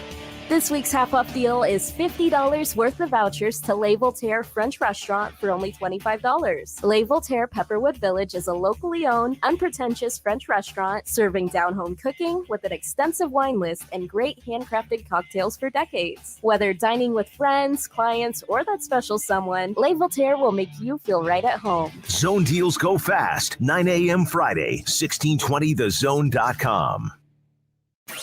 Shop Woodhouse Place Hyundai and Nissan, 144th and Giles. KOZN, Bellevue, Omaha, Council Bluffs. Who's this? Is this Korn or Slipknot? Oh, we should guess. I was gonna say, Slipknot. Yes. Nailed it. Well, you didn't give me a chance. John is the corn Slipknot. What did you say? If you don't remember, just guess. What did you say? I'm not gonna tell you. He told because oh no. Sounds like guar. No. How do you know what guar is? Is that a German band? How do you know guar, but you don't know Slipknot or Korn? No, I've heard of them. I've heard of we didn't all of them. We don't know I just guar don't songs, know the Nick. music. Is I've guar heard a of the name German of the band. or is that Rammstein? Rammstein is, I know. For Rammstein sure. is It's like German. I know People the forget. Kardashians, but if you lined them up in front of me, I don't think I would be able to say I know what which their one's names Kim, are. and I think maybe Chloe. That's all I got for. I wouldn't know which one's which. All right, the responses But are I've coming heard of in them. hot and heavy about Korn and Slipknot. Richard says, love Korn and Slipknot, dislike Josh pretending he never watched Freak on a Leash on TRL Live. Richard, I was not allowed to watch MTV. That's why I probably don't know who Really? Korn is. My parents wouldn't allow me to watch it. They were like, devil music. I don't know. I couldn't. Probably because your parents were like, they don't even play music anymore. That's probably why. Back in my day, we heard songs, and We there did. was a That's video- all they a did was video songs. attached. That's why it's called music video. Matt says Slipknot is literally the only good thing that has ever come out of Iowa. P.S. Please tell Nick all the awkward silence after his jokes makes for very cringeworthy radio. It's only cringe if you make it cringe, my guy. Yeah, well, that's Nick's goal. I think So he that wants was us so to that feel was cringy. Korn. No, that was No, Slipknot. no, that it was was Slipknot. That was Slipknot. See, I've never heard of that. Yeah. But You've I've never heard heard Psychosocial? No. Or the Wiggles remix, Psycho John Salad? hasn't listened to new music since like the 80s. I try not to. The only new music I I'm get serious. He exposed doesn't to listen to new is music. what is playing in the arenas before Yeah, basketball. so he's heard like games. a lot of Kanye West. lot of over the last- Kanye. A lot of Kanye Big West. is that who Kanye that guy. is? Power? Yeah. Yeah. That song's There's a banger, There's a John. lot of Kanye songs. That song's a what? Banger. Johnny says, don't let them get to you, Nick. It was a solid joke. That Korn song was crazy popular, and I don't even listen to rock. It was on TRL all the time back in the day. Yeah, see, I didn't watch. See, I Total know Request. I it's am popular. stunned That's how why I'm many so people- sad by these. But I'm stunned how many people are making references to MTV. I I mean, thought when I people was stopped growing- watching that in the 90s. No, when my generation was growing up, we did like MTV. Now I don't know if the kids today. How did you Oh, know no. that? You weren't allowed to watch Because it. my friends watched it and I didn't. I watched it like at the very end of high school because You snuck there over was- to their houses, and Basically, yeah, there were non-music shows. that's on how you could also MTV. play Mortal Kombat with the blood in it. Oh, love that video game. That was good stuff. Good stuff. All right, so where's the Slipknot then? No, that was the Slipknot. All right, where's the You corn? want me to pull up the corn? I No, didn't you have can enough play that time. later. I'll play it later. All right, play play that it later. Mitchell, responding to our conversation with Michael Bruns about potential new offensive coordinators, looking forward to some frosted corn fence in the spring. God, This is going to be gross. can't See, wa- this is can't- what you wanted. Can't wait for the bad T-shirt. This is comes what out. you wanted. I didn't want it. I just want a good offensive coordinator. I don't care what his name They'll is. start calling the O-line the children of the corn. Well, That's what they call. That's what Reese Davis used to call the Nebraska fans. yeah. Yeah. I have a take. You ready for a Well, it take, makes John? sense now. I have an offensive take for you, and I think you're actually going to like this. I think I'm a run the ball guy now. I watched Michigan whoop Ohio State on the lines. They did. For 3.5 hours. They did. And my thought was, I think I want Nebraska to do this again. Now, look, in the end, I don't care. Just win games. But man, there is this extra bit of satisfaction in not only beating the person that's in front of you, but doing so in a way where you break their will. Mm-hmm. And Michigan broke Ohio State's will for 3.5 hours. They just pushed the ball down the field, and they did it on the ground. There's something special about that. I think I'm a run the ball guy now. I'm telling you, it wasn't that long ago where everyone was like, you don't need to do that. That's old school, blah, blah, blah. These things are cyclical. Yeah. And as long as football remains a game, and essentially football is a game of acquiring land. See? The- In 10-yard chunks. The ground game. We like to use our war analogies. It really is, man. You can bomb a It's country getting from little the air, territories at a but- time. But you can't possess the land until you roll over it with the tanks and the infantry. Yeah, it really is. It brings out the... It doesn't mean you... I mean, yes, there's always going to be the exception to the rule, but the sport ebbs and flows. It ebbs and flows. And as long as football remains a game of acquiring territory, Yep. the ground game is going to be important. I mean, look at the NFL right now. Look at how Green Bay is. I was going to say, winning. who's actually good? I was going to say, do you know the answer? Who's good? I mean, look at how Green Bay is. Look how the Patriots are Look winning. how the Patriots are winning. Look how the Titans are winning. Look how When they teams win, like yeah. the Rams all of a sudden have become more vulnerable because they're not able to run the ball, and teams are just, hey, you got Von Miller, Leonard Floyd, and Aaron Donald. Yeah, you guys want to rush the passer? Oh, fine, great. Here's our running game,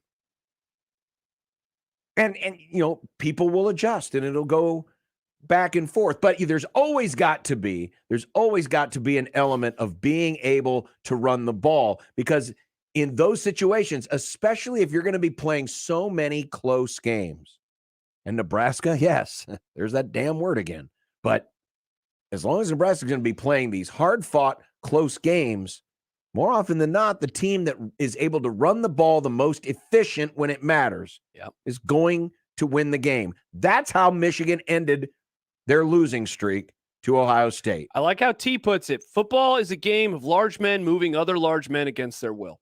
And there is a part of football culture, that football, as you often say, football just annoys the crap out of me sometimes. Football. But there are times where you just need to whoop the man in front of you's ass for a few hours, and that's how sometimes you win championships. And that is what happened on Saturday with Michigan. And we saw it work very well around here with Nebraska. And I'm not saying like that's the only way you can win. No, but man, as somebody who was rooting for Michigan, there was like this satisfaction that even I had throughout the game of like, man, this is just, it has to be so depressing that every single time you go out there. And I do think the last few years have been pretty interesting. You brought up something yesterday with Damon that we really hadn't even talked about much this season. And that was what the coaches said in the offseason about the run game and the use of, in particular, Adrian Martinez in the quarterback run game. And he ended up leading the team in rushing again.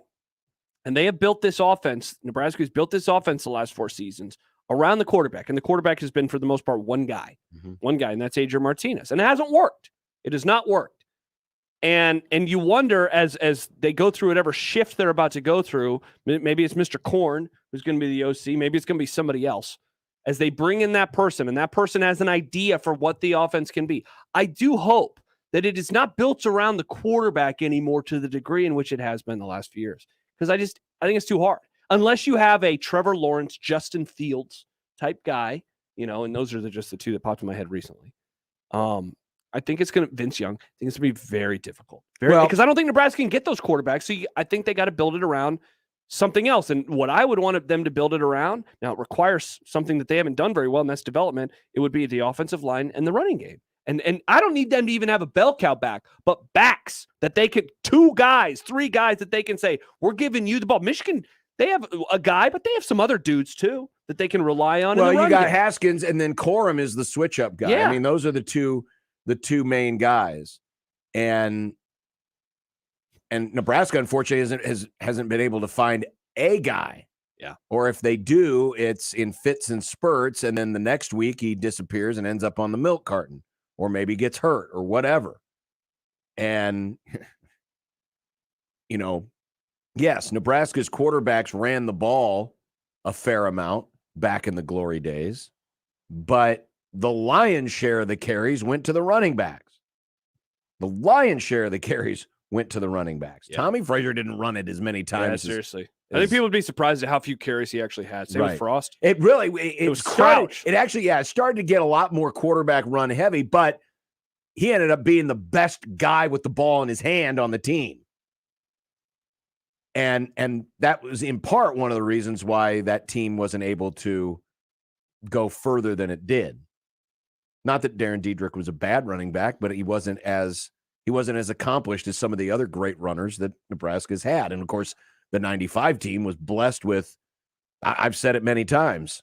Yeah, you had LP, and then he got suspended. You had Amon Green, but Clinton Childs, Damon Penning, Damon, and Jay Sims and Clinton Childs. Those guys could have started for any other team in the Big 8. Yeah, any other team in the Big 8. Yeah, and could have started for Nebraska. And occasionally did. Yeah. but that's how blessed they were with deep running talent. And so, and I vacillate back and forth about, how much I want to see the quarterback run. And if you want, and I believe that having a quarterback that can run is important for a lot of reasons. It makes teams defend you a little differently when it's 11 on 11. But yeah, it makes sense. But you also have to have some depth there. Yeah. Because eventually guys are going to get run down. And you can't rely on it as a big part of your running attack. Remember early in the season, Martinez getting a lot of his yards in scrambling situations. The run against Buffalo and a couple other times where he was able I was going to say the early portion of the season, that's where the majority of his runs were coming burst from. free. Yeah, his big runs rather. But when that started to dry up, it's when the offense really started to have issues because you didn't have that ability to, break out of the pocket and make some kind of a play, make guys miss. Yeah. So, yeah, I've always espoused you have to have run game. You have to have an element of run game if you're going to be successful because you're going to need it in those close games. Hey, You're going to need it in those moments where you need to break somebody's will. It's harder. It's harder on another team when you're breaking their will with the run. When you're just grinding on somebody. Yeah, you know what Saturday looked like? It looked like the Stanford offense. It did. It looked like the Stanford offense when Harbaugh was there, and then the early David Shaw portion. Somebody sliding into the DMs. And if you do slide in, I always try to keep you anonymous because you could have just tweeted at me. Says, is it really that the offense is built around the quarterback too much, or is the quarterback part the only one that kind of works at this point? I don't think you need to actually tweak too much about the offense if the line could simply block well enough to get more than. And that's a big part. Yeah, it's not that Frost is necessarily making it so that the quarterback runs it most of the time. Yeah. But in a perfect world, they would be able to block the downhill run game, the between the tackles, the zone run game better if they could do that and had better running backs to do that. Then you don't really have to dramatically change the offense much. And that's going to be the thing that will be interesting when we get to whomever the new offensive coordinator is. I don't think schematically this offense has to change. It's just where you're allocating the touches, right? It's where you're allocating the touches. It's who's calling plays. It's how the plays are being called, how the plays are married to each other, and then ultimately, and most importantly, how it's executed. Yeah, I mean that's and ultimately it all what we're starts talking up about. front. Yeah. So I don't think you necessarily need to throw the baby out with the bathwater. I don't think schematically this offense is flawed. It's just they're not being able to execute it to the level necessary that takes pressure off the quarterback and makes it easier. I mean, imagine if Nebraska had an average running back run game on Friday. They wouldn't have to throw the ball down the field. They wouldn't have to put it on Logan Smothers' back. I was going to say they wouldn't have had to have him carry the ball so They much. could out-Iowa and basically play keep away. Logan Smothers, in his first career start versus the Iowa Hawkeyes, threw the ball 22 times and carried the ball, and sacks are, of course, included in here, but he carried the ball 24 times. So that's what I say. When I say it built around the quarterback to a degree that is too much, that's 46 touches, plays. And I know the quarterback touches it basically every play. That's 46 touches for the quarterback. That's too many. That's too many. You don't want your true freshman or whatever, second year true freshman, whatever you want to call him. You don't want that guy getting 46 touches. Half 100 touches for your quarterback. That's where you need to have the back that you can give the ball to, or the backs that you can give the ball to. So yeah, the Michigan game broke me. I'm gonna run the ball guy now. I mean, your favorite football team runs football. They do. They do. They and sometimes they run it well, and sometimes they don't. Right, Yeah. but yeah, they like running. But that's it. a big. But listen, you want to shut down Dallas Cowboys? Yeah. Make them one-dimensional.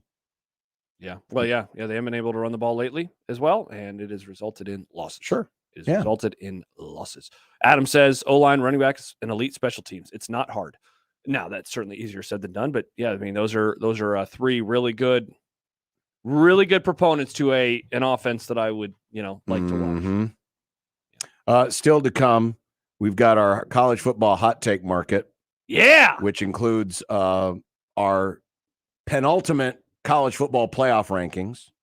I got some takes. I do too. Okay. I have a take about the college football playoff, actually. And then I want to follow up on something I asked earlier regarding this massive change in the college football coaching landscape with the moves of Lincoln Riley and Brian Kelly and the salaries going up, and bring it back here closer to home. Because I think there's a fundamental or philosophical question that needs to be asked when it comes to Nebraska, where it sees itself, and what the moves of the last couple of days mean for all of that. Okay. So we can get into all of that with the happy hour. We will continue. It's Unsportsmanlike Conduct. Again, we're streaming live today, and we can't promise we're going to do this every day for the rest of the year. Today, it's kind of an experimental phase. Yeah, many are saying do this every day for the whole show. And we will. We will? 2022. All right, so we're announcing it. Yeah, the show will be streaming every day in 2022. Yeah. There you go. Well, it's whenever they get the cameras and the lights in here. Yeah. But sounds like that'll be before 2020. But we're working on that part of it. We're going to do more video streaming, and then into next year, we're going to do practically all video streaming. Awesome. With the program and hopefully with programs, all of our shows here on 1620 The Zone, so you can see what it is. Gary's listening right now, saying, "Wait, what?" Because he's never at those meetings. That's true. Good point. We will continue with more of Unsportsmanlike Conduct on 1620 The Zone, 1620thezone.com, the Zone mobile app, 1620 The Zone TV on YouTube, and Twitter at USC 1620. Join 1620 The Zone, Westwood Plaza, and the United States Marine Corps as we stuff the truck. Friday, December 10th from 3 till 6 and Saturday, December 11th from noon to 6 at Westwood Plaza on 123rd and Center. Help families in need this holiday season by donating a new unwrapped toy for a child to open Christmas morning. All the info at 1620thezone.com. It's Stuff the Truck to benefit Toys for Tots with Westwood Plaza, Werner Enterprises, and 1620 The Zone. Your Omaha area forecast from the Godfather's Pizza Weather Center and KETV News Watch 7 on 1620 The Zone. Partly to mostly cloudy tonight, low temperature near 40. Partly to mostly sunny Wednesday with a high temperature in the mid and upper 60s. And with some sunshine Thursday, a high near 70. I am Chief Meteorologist Bill Ranby from KETV News Watch 7. 1620 The Zone's Unsportsmanlike Conduct, brought to you by a great friend of the program, Union Bank and Trust. 1620 The Zone Traffic. From the Burton AC Heating, Plumbing, and More Time-Saving Traffic Center. Heads up, that crash still has the right shoulder blocked on the northbound North Freeway at Hamilton Street. A stall down on eastbound I-80 at 126th Street has the left shoulder blocked and is causing delays through there. Otherwise, some road work on Dodge between 81st and 84th causing delays. Same goes with the road work on 680 causing lane restrictions at the Blair High Road exit. And then a little bit of a delay for both directions on L Street around 90th. I'm Mike Neville. This time-saving traffic is brought to you by Saul's Jewelry and Loan. Bling in the holidays with Saul's. All jewelry in stock up to 50% off. All sterling jewelry up to 70% off. Watches starting at $19. Diamond earrings starting at $39. Bling in the holidays with up to 50% off jewelry at Saul's Jewelry and Loan. Creighton Blue Jay basketball season has returned, and you can get your single game tickets today. Come out and support your Blue Jays all season long as they battle in the Big East. To purchase your tickets, go to Ticketmaster.com, go Creighton.com/tickets, or just visit the on-campus ticket office located at Ryan Athletic Center. For the full schedule and to stay up to date with the Blue Jays, visit GoCreighton.com.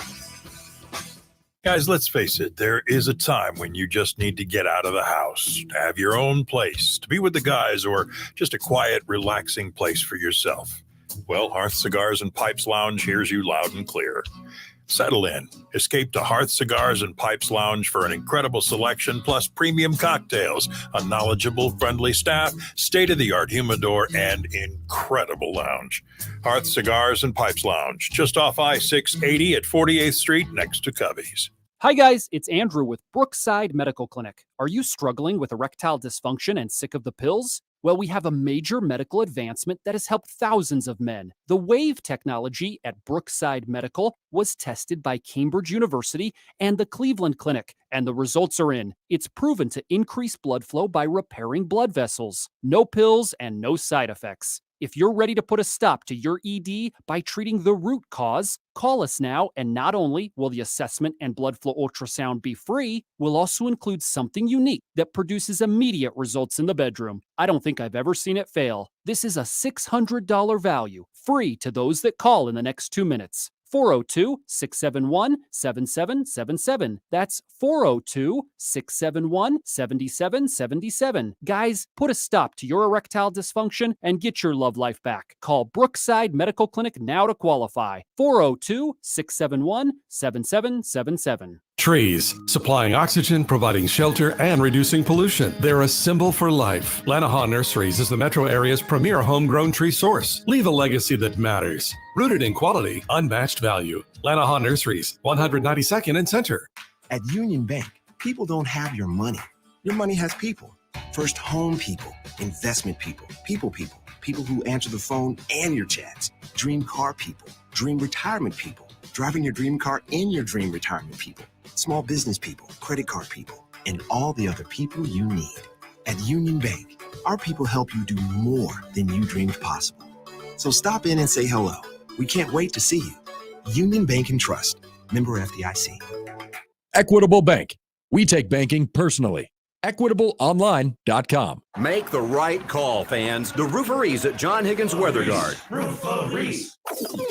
This is Unsportsmanlike Conduct with John Bishop and Josh Peterson. Part of it is that he is just so wrong. The 1620, The Zone. Hey.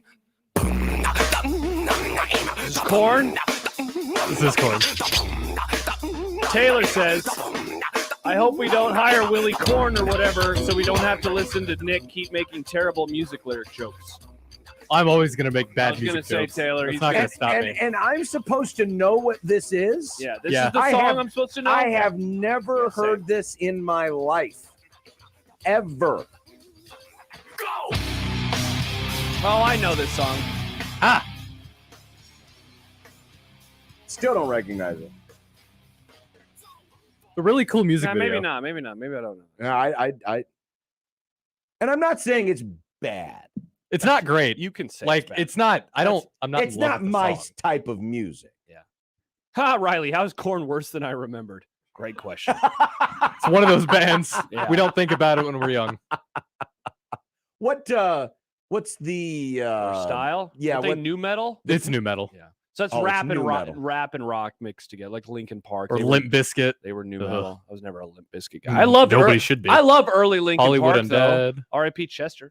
I like all Linkin Park. I loved early, late Linkin Park. Not as wow, he wrote that from the heart because he was depressed. Just didn't like the stripped down sound of the music. Nick. Wow, it's not because he was sad. depressed. No, it's the music. Yeah, the music wasn't as good. I liked early Linkin Park. You know Linkin Park. You probably heard a couple. I have heard. I've seen Transformers. They've got like almost every song from that album in that movie. John, you remember Transformers? I tried not to watch that movie. Yeah, it wasn't that good. By the way, I was a speaking little of disappointed by it. Of the first one, of Shia LaBeouf and Megan What about Fox? Megan Fox though?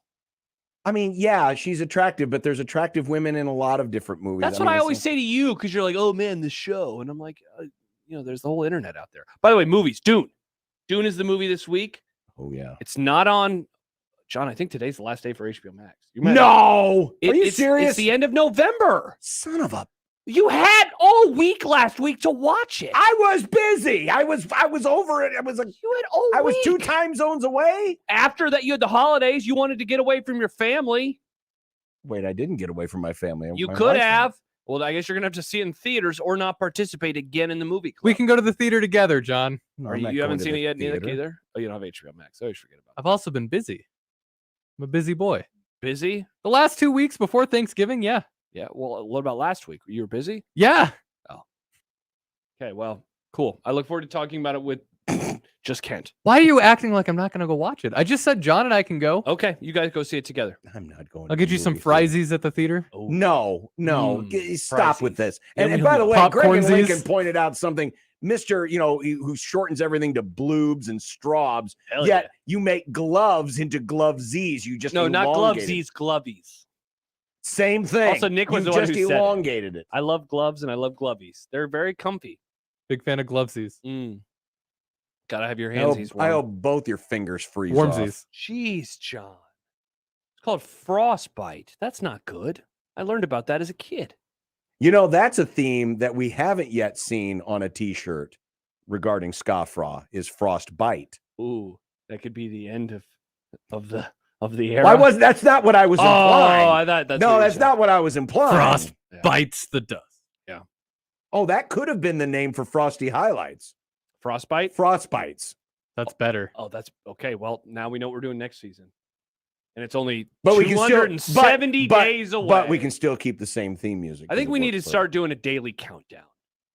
A daily countdown. We are till the start of the season. We're 270 days away. Just to throw that at the beginning of the Open every day. Well, I would say like in the middle of the show, like a random commercial break. 270 days. What we should do is what they no context, just the countdown. Just say 270. What we days. should do is we should. It used to be that every newscast would start with, during the Iranian hostage crisis back in the late 70s. And this is day 465 of our Americans being held captive in Tehran. Yeah.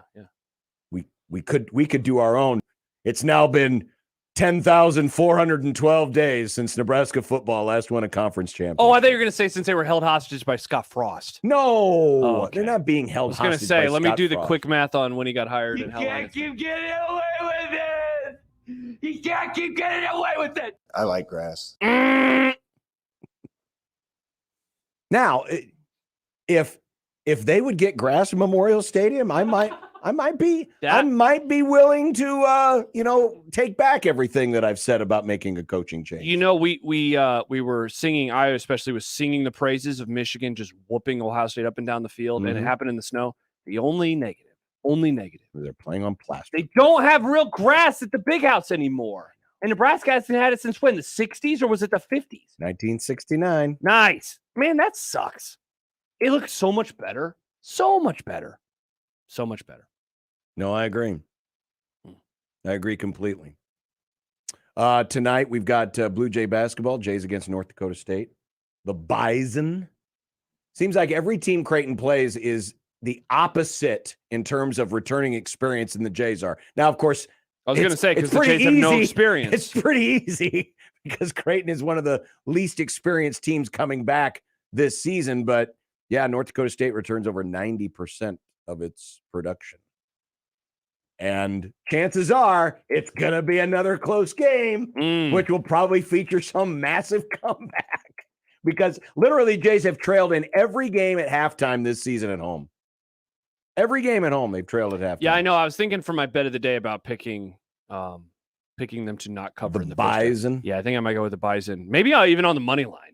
I think I'll probably just go plus the points just to be safe for the bet of the day, which we'll do in an hour and a half. But yeah, that's what I'm thinking. No, and NDSU has been a Summit League power for quite a while. They've won two out of the last three tournaments. Last year, they were the team that almost knocked Oral Roberts. Oral Roberts got into the tournament. They almost ended Oral. They almost ended it. Dang, it's like they were getting married or in something. the tournament final, but did not. No laughs? No, I got it. Okay, I thought that was kind of funny. I got it. But Robbie You're a married man. Robbie will be in after us at 6 with the I almost called it countdown. Oh, will be a countdown. Shoot around. Yeah. Oh, you were calling the show countdown. Yeah. Yeah, Shoot around. Yeah, shoot but it will be around. a countdown to the game on shoot around. It will. Nice. And then Josh Dotzer and I will have the call. Mm-hmm. And we'll see how it goes tonight. 8:00 tip. Oh, I love those 8:00 tips. Now, if I got home early enough, would I still be able to see the dune when I got home if it was before midnight? I think you might. What would happen if it crossed past midnight and I was in the middle of it and then they just shut me They off? allow you to grandfather you in. You can finish the movie. I feel like they just cut you off. They probably will. It's technology. Like, it's midnight. Nope. Yep, exactly. See, I don't know if I'll be home before midnight. It'll do that thing where these damn 8 o'clock tips. Yeah. By the way, I saw a tweet. I hate 8 Ben o'clock Koo tips. from Awful Announcing. He lives in Columbus, Ohio. He's going there. Ohio State has a big game tonight. Yeah. And he made a joke about how he's going to have to take a nap this afternoon if he's going to go because it's a 9:30 tip. Mm-hmm. That's disgusting. Yeah, No, thank you. No, thank you. Yeah. Yeah. I thought all the late games were for Bill Walton in the West Coast. Nope, they're for the East Coast teams too. Yep. But anyway, no matter how late it goes, we'll have it for you right here on 1620 The Zone, 1620thezone.com, and the Zone mobile app. Don't forget that we have a holiday spending spree. Ooh. If you go to 1620thezone.com right now and register, you could win $15,000 to supersize your holiday. Oh, awesome. That's the holiday spending spree. When we come back, it's time for hot takes. Let's go. College football hot takes and the second to last college football playoff rankings. Where do we have those teams? I mean, I think everyone's going to be kind of in agreement, Dude, right? One of my hot takes this year was the college football playoff is actually going to be a pretty easy selection process. I am very close to being right on that one. Very close. Just need a couple teams winning. I'll feel pretty good. That won't happen. Next on 1620 The Zone. Unvarnished Husker coverage. Our guys give you the real Husker news 6A to 6P every weekday on 1620 The Zone. It's that time of year again. So I got you a little present. My festive holiday feast. Get one of my medium specialty pies, like my classic combo, or my taco pie, plus a medium one-topper, and my sweet cinnamon monkey bread with festive holiday sprinkles. All this for only $28.99. I always get sentimental this time of year. About pizza. Godfather's Pizza. Do it. I'm not saying you have to love football. We all have different likes and dislikes, people. Personally, I'm not a fan of the avocado. I just don't like the mouthfeel. But if you're someone who loves football, truly loves it well, my sportsbook app might be the greatest thing that has ever happened to you. Must be 21. Gambling problem? Call 1-800-BETS-OFF.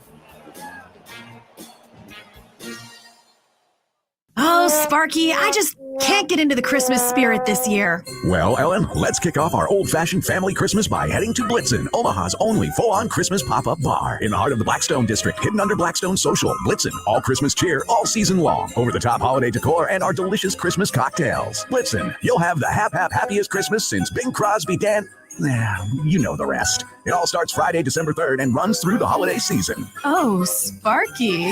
BlitzenOmaha.com for more. It's beginning to look like a safe Christmas. Frontier Justice is fully stocked with gifts for mom, the kids, the dog, and of course, dad. Membership is the gift that gives all year long. No initiation fees, free range time for 365 days for you and a guest. Pair membership with a class, and your family will be ready to make the memories of a lifetime. The boutique offers a unique set of gift ideas for everyone. Frontier Justice, 82nd and Center. Online at frontier-justice.com. Faith, family, and freedom with Frontier Justice. We invite you to find your mechanic at Dingman's Mechanical. Mike did. I had vibration in the wheel. I called Todd on a Friday afternoon. I was leaving town the next day. He fit me in at 4 o'clock. By the time I got there, he had the parts sitting there, ready to go. Why do you trust Dingman's Mechanical? Dingman's, I feel, really goes the extra mile. Super knowledgeable, super trustworthy. Experiences I had with them. They took care of the cars. They took care of the problems. They took care of me, the customer. Thanks, Mike.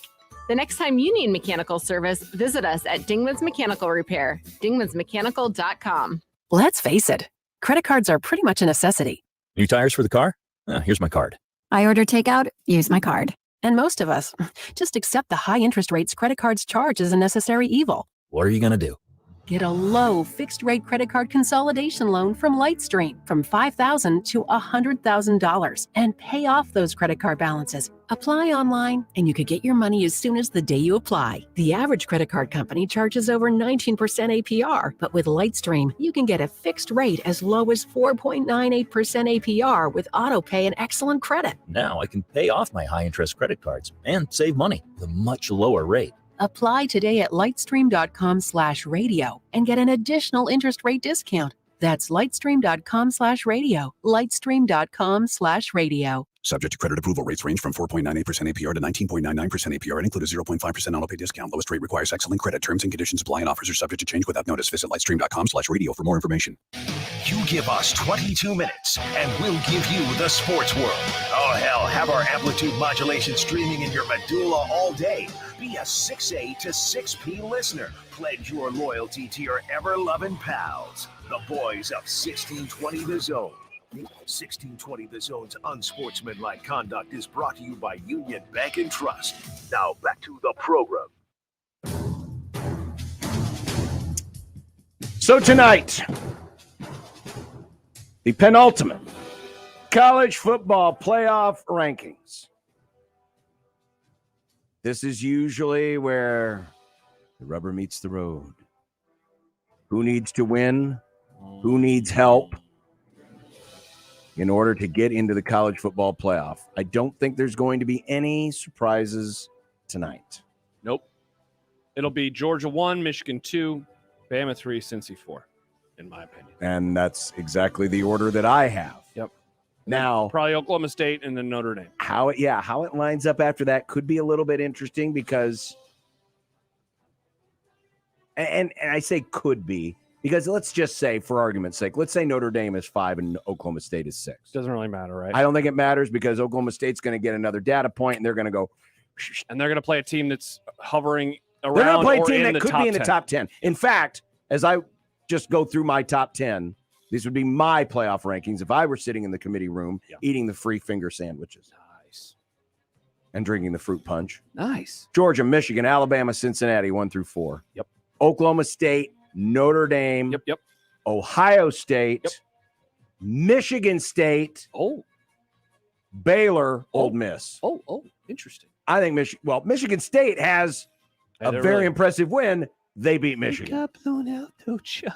Yeah, they did. They got blown out. I get that. So did Ole Miss, though. Yeah. So did Ole Miss. Yeah, Ole Miss got beat up by Bama, who almost lost to Auburn. And you know what? Honestly, Baylor's though, in the end, I bet you're going to be right. Just when you look at the best wins that Ole Miss has, they've taken a bit of a hit. You know, they got the Arkansas win, which is nice. Mm-hmm. Texas A&M has fallen off. Yep. Mississippi State has fallen off. So, yeah, you know what? Michigan State being above them, I think that is totally okay with me. Yeah, it's gonna be pretty chalky, honestly, tonight. It's going to be very chalky. Yeah, and we're going to go into, I think we're going to enter the last week of the season. There are not a whole lot of scenarios left, in my opinion, barring like insane carnage. And what I mean by that is Georgia losing, Michigan losing, Cincinnati losing, and Oklahoma State losing. Then I don't really know what happens. I know Bama and Georgia are in no matter what. Mm-hmm. After that, I would say all bets are off, but I don't think that something like that would happen. So I think it's going to be, fairly chalky, depending on what happens this week. So obviously, if you're a school like Notre Dame, you're rooting for Iowa. You're rooting for Georgia. You're rooting for Baylor. That gets them in. Heck, That definitely gets them in. Any combination. So if Georgia takes care of Alabama, they then need, who we're talking about Notre Dame right now, right? Mhm. They need one other team to lose, and they're good. They need Cincy to lose, they need Oklahoma State to lose, or they need Michigan to lose, and they're good. Now, In my opinion. just to be argumentative, let's say Cincinnati loses a close one. Could Cincinnati still, though, lose a close one? Well, and keep Notre Dame out? No, I don't think. I don't think so. I think if Cincinnati loses, Notre Dame's in. So the head-to-head would be completely thrown out the window. I think so. Yeah, I think so. I don't think that they would keep that. Would be a rough look. It would be. But that would be a rough look. They'd use some excuses. All right, the hot take takes. market. First hot take. Might be wandering into the hot sauce aisle with this one. Is this the one you believe? Yep. Okay. Michigan could be good enough to win it all. Let's go! Go That's Blue! right. Michigan could Go be good Blue! enough to beat Georgia. I've been trying not to talk myself into this, but I kind of agree. You look at how they run the ball. They play smart football. Yeah. They got a pass rush. Yeah. They have athletes too. I know Georgia's really good. But man, give me a running game Give me a motivated team. Give me a team that can also rush the passer. I mean, it could be a slugfest. It could be a slugfest if Michigan meets up with Georgia. Not saying they will win. I'm saying they could win. Michigan could be good enough to beat Georgia. Listen, Georgia's really good. But how much of all of this fawning over Georgia is because everyone else, because there's not that other team or teams out there. This isn't like, the inevitable collision between Oklahoma or between Alabama and Texas or USC and Texas. We've just been under the assumption that Georgia's going to be in the national championship and they'll probably kill whoever's in there. Sure, because they're really good. They are really good. But how much of the fawning over Georgia is because there's not that other team out there that you're like, ooh, what about those guys? Michigan could be that team. I love that take. Like I said, I'm trying not to talk myself into it because if that is the national championship, that is obviously what I'll be rooting for. I think it's in play. I definitely think it's in play with what their defense does. Hot take, I believe. If we get the chalk that we just mentioned. So Georgia wins, Michigan wins, Cincinnati wins, Oklahoma State wins. That's the playoff. No matter what else happens, that is the 14 playoff. If that happens, this year's college football playoff will be the best thing to happen to this sport in years. And I do know that television ratings will be down. So I guess that goes in the face of my argument. But who cares? I'm not a TV ratings guy. It's expanding soon. But getting a college football playoff before it expands to 12 that includes Oklahoma State, the Cowboys of Oklahoma State, and a group of 5 team would show that the 12-teamer isn't going to just be a handout to schools like that because they proved that they could make it. Not to mention, you ready for this? The last time that those 4 schools have won a national title, 1997, Michigan. 1980, Georgia. 1945, and Oklahoma State was Oklahoma A&M at the time, and Cincinnati, of course, has never won one. Those teams are located in that order in the upper Midwest, in the South, in the Midwest, and again in the upper Midwest. They have either never made it, 3 of the schools, or only made it once.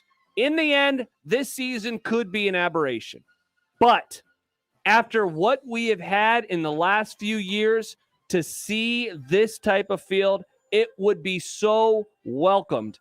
And in my opinion, the best thing that has happened to college football in quite some time. Connor in the JTech Construction Zone Twitter feed can go straight to hell. Ha!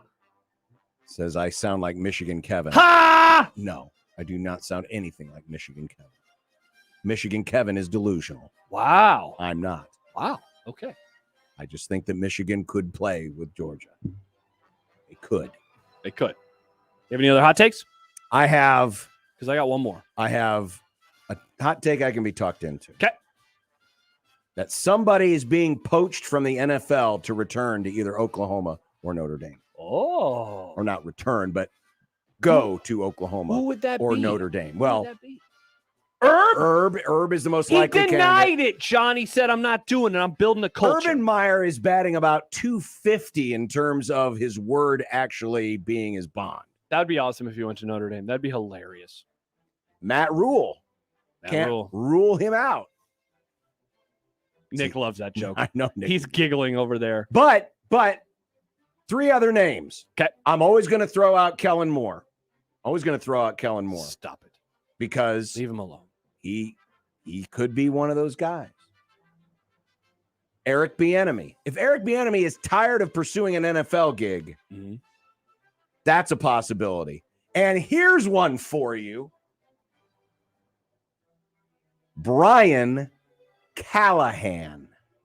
Brian? Son of Bill. Not the Bry man of the group? Offensive coordinator for your Cincinnati Bengals. Why? Why would he go? I'm just saying. You're just throwing out names? Okay. It's possible. Okay. Now, he might, his father's experience in college may have scared him off, and he'll just say, hell no. Hey, it's I'm me. Brian Callahan. I sound just like my father. I'm going to father. stay in the National Football League because it's better football here. Mm-hmm. But it's not out of the realm of possibility. It's not too ridiculous. But I could be talked into Okay. the next coach at Notre Dame or Oklahoma coming from the pro rank. I like that take. Money Chris, real fast for my last one. He says, Georgia is not really, really good. They simply have not played anyone. Please point out their best victory. Yep, I'm still waiting. Technically right now, and I'm just looking at the AP poll, their best win is Clemson. And then after that, it's Arkansas and Kentucky. And remember, they only beat Clemson, what was it, 10-7 or 10 to 10-7 or 3 or whatever? That said, I think they're going to stomp a mud hole in Alabama this weekend. So that'll be their best win after this. I do not. Hot take I can be talked into.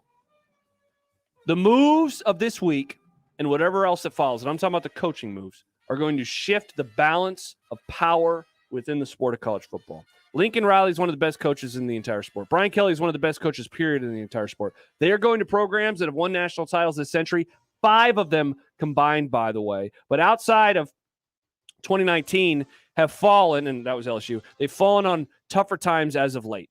But they are leaving programs that were regulars in the CFP, regulars in the short time that we've had the college football playoff. I'm not saying Oklahoma and Notre Dame are going to drop off, but Kelly is the most successful sport that they have had there since Lou Holtz, by far. One of their most important coaches of all time in Oklahoma is leaving their league for a much tougher one. Whatever else happens, I think that this offseason is shifting some of that power away from those two schools and maybe back towards USC, back towards LSU, and we're going to see a different version of college football within the next few years. Not to mention Nick Saban will retire at some point. That'll be great.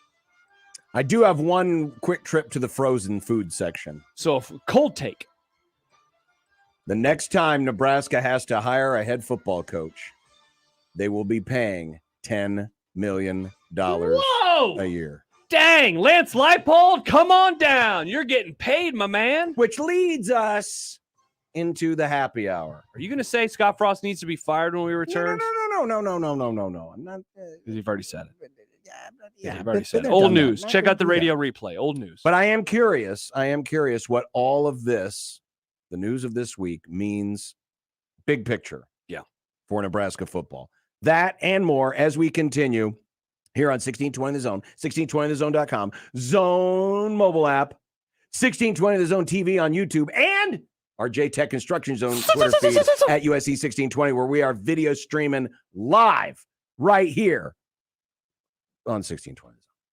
Live from the Host Coffee Studio, this is 1620 The Zone.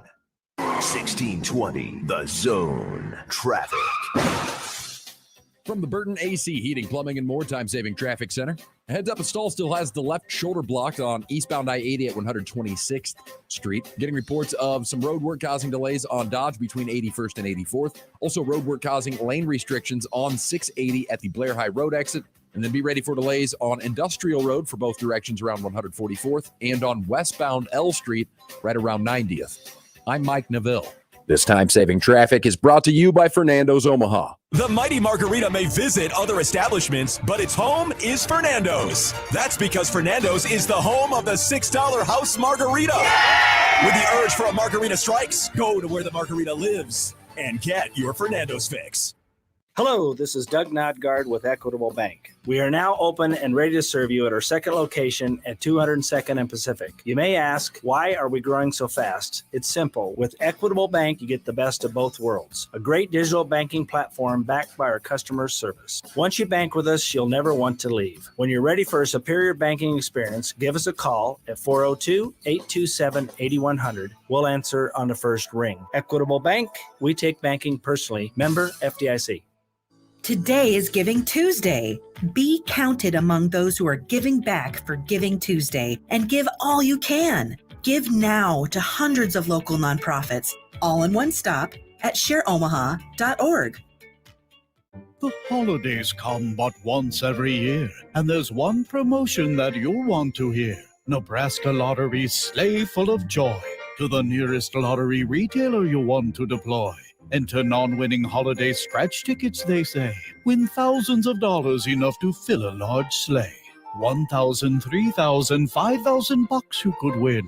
Enough to even make the grinchiest Grinch grin. Promotion ends January 5th. Top prize odds vary by game. Hey everybody, it's Michael Severe and Damon Benning. Tuesdays on TNT and FanDuel Sportsbook. What a team! You get $10 back every Tuesday whether wins or loses on a single game parlay for NBA TNT. Yeah. $10? Yeah. I want my $10. FanDuel's like, okay, we'll give it back to you. But hey, there's just one little contingency. You got to have the FanDuel Sportsbook app. Oh, yeah. Make sure you have it downloaded. You've got to enter the promo code ZONE. That's how everybody knows that you're a really good listener and you follow Severe and Benning in the morning.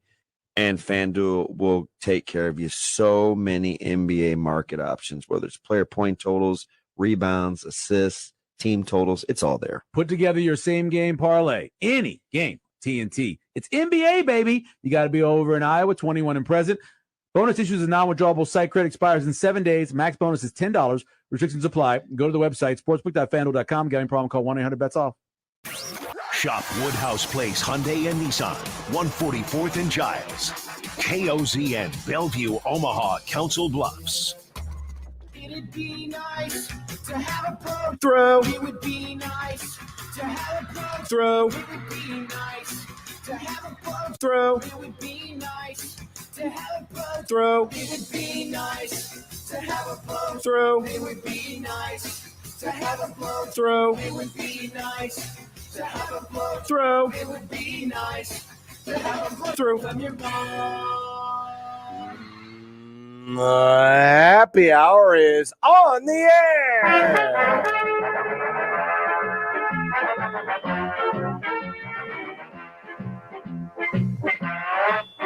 Oh, there's that beautiful sunset and the pink and orange sky to our west. Disgusting. As y'all head home from another long day of work. Maybe you're headed off to CHI Health Center later tonight for some Creighton basketball, or maybe you're just going home. Maybe you're heading out, get something to eat. Ba-bum, ba-bum. Whatever it is you're doing. We're glad you chose us, the friends of the program you are to us. 1620 The Zone. So we've had two major changes take place in the world of college football. Lincoln Riley ditching Oklahoma and headed to USC for what could be upwards of $11 million a year. Not confirmed, but rumored. And then Brian Kelly. It feels like it's been 3 months. It might be close to 3 months since Ed Orgeron was let go. More like 2 months. Yeah, I forget. What was the order? Who got let go first? Was it him? It wasn't Mullen. Mullen was last. Was it? No, it was Clay Helton. It was Clay Helton. Clay Helton he was September. Yeah. Edo was October. And then, yeah, by the way, isn't it funny that on Sunday, Florida announced her head coach, and it's just gotten so lost because of everything else that has followed? Yes, it has. Yeah. Yes, it has. And, of course, Brian Kelly now taking the job at LSU for $9.5 million a year. Now, one of the arguments being made to retain Scott Frost was a timing argument. Well, Nebraska didn't want to be competing with LSU and USC or even TCU, and then as we found out later, Florida, for a new head coach. Didn't want to be competing with that because you would be down the list in the old pecking order. And while I disagree, I don't necessarily think Nebraska and LSU were fishing in the same waters, nor do I think Nebraska and USC were necessarily fishing in the same waters. But I'll listen to that. Sure, whatever. But now that these moves have happened, I wonder what big picture impact this is going to have on Nebraska. Obviously, it doesn't mean anything for the here and now because Nebraska is not making a coaching change anyway. But the paradigm has shifted. These schools are now feeding off of each other. They are taking from each other, and they're willing to pay any price to land the coach that they want. LSU had to make a splash hire. Yeah. LSU had to make a splash hire. I would dare say, based on what USC did, USC had to make a splash hire. And in order to make a splash, you got to be willing to pay through the nose. I remember a conversation a couple years ago. I think it was about Urban Meyer. The idea of Urban Meyer coming to Nebraska, which is not ever going to happen, especially with Trev Alberts as the AD. But the idea of, hey, give him $12 million a year. And you said something at that time about, do you want to be the program that kind of sets the market? And I'm paraphrasing to a degree. Do you remember this conversation that you didn't know if Nebraska would want to do that? You didn't know if Nebraska should do that, setting the market. Mm-hmm. And that's what's happened now. Ever since Mel Tucker's details came out a week ago, this sport has suddenly gone into like a different stratosphere, you know, and I keep saying it over the last 24 hours, but what Jimbo was paid 4 years ago, it was 4 years ago at this time that he left Florida State for Texas A&M, 10 years, $75 million. That was a paradigm shifting moment. We had seen coaches, Nick Saban was making more money, but we hadn't seen a 10-year contract guaranteed to pay somebody that much.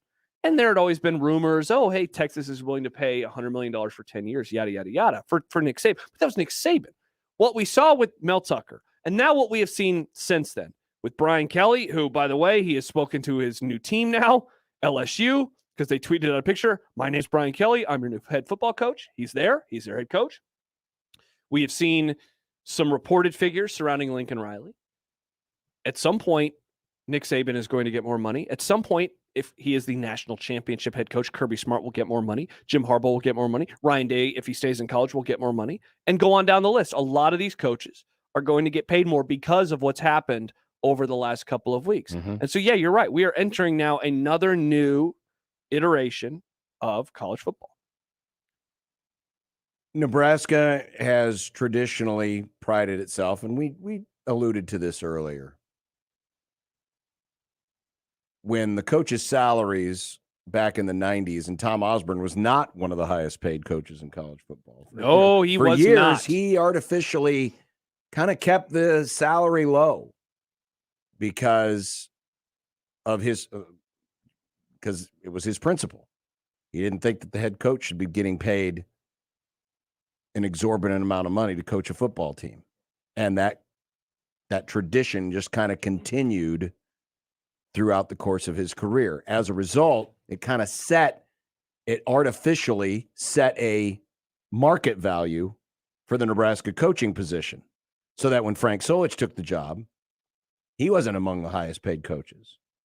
Now, that changed, with Bill Callahan and Steve Peterson, but it kind of came grudgingly. And then when Osborne came back as AD, Bo Pelini famously was not among the highest paid coaches. Correct. Callahan, in not like he college was football. making a lot of money. Bo didn't make a lot of money. The assistants didn't make a lot of money. But there has been this Riley. tradition that Nebraska has, not been among the national leaders in, flexing its fiscal muscle, if you will. I remember we are a frugal people. Yeah, I remember when Bill Moose got Frost, I thought one of the most impressive parts about it was not just the landing of him, but that he was able to get Nebraska to pony up money for him and his staff. Yeah. When he was hired at $5 million a year, that was for a season, I believe, a top 12 paying job in the sport, a top 12 paying job. And then they allocated $5 million for the assistants as well.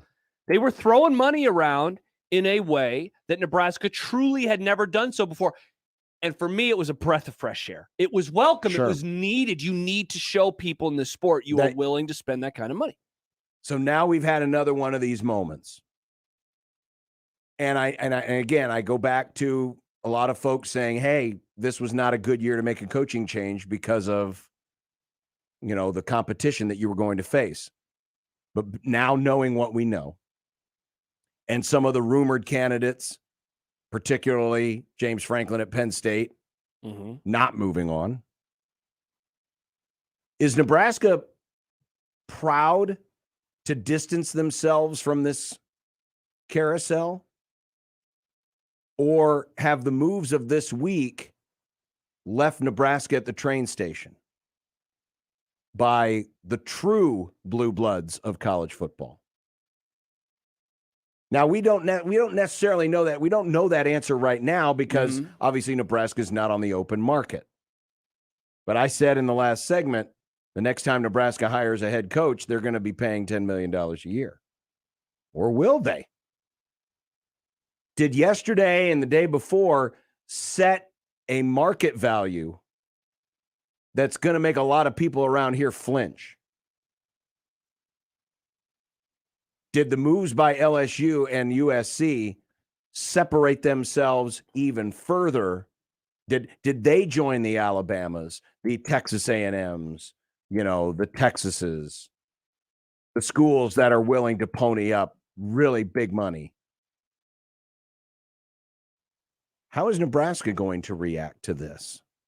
How is Nebraska going to live in this world? Are they willing to live in this world? They certainly will have the money to live in this world. Oh, yeah. They're going to be making Big Ten money for a long time. By far, especially over the next few years, yeah. But what LSU and USC did this week wasn't just go out and hire a football coach. They also made a statement.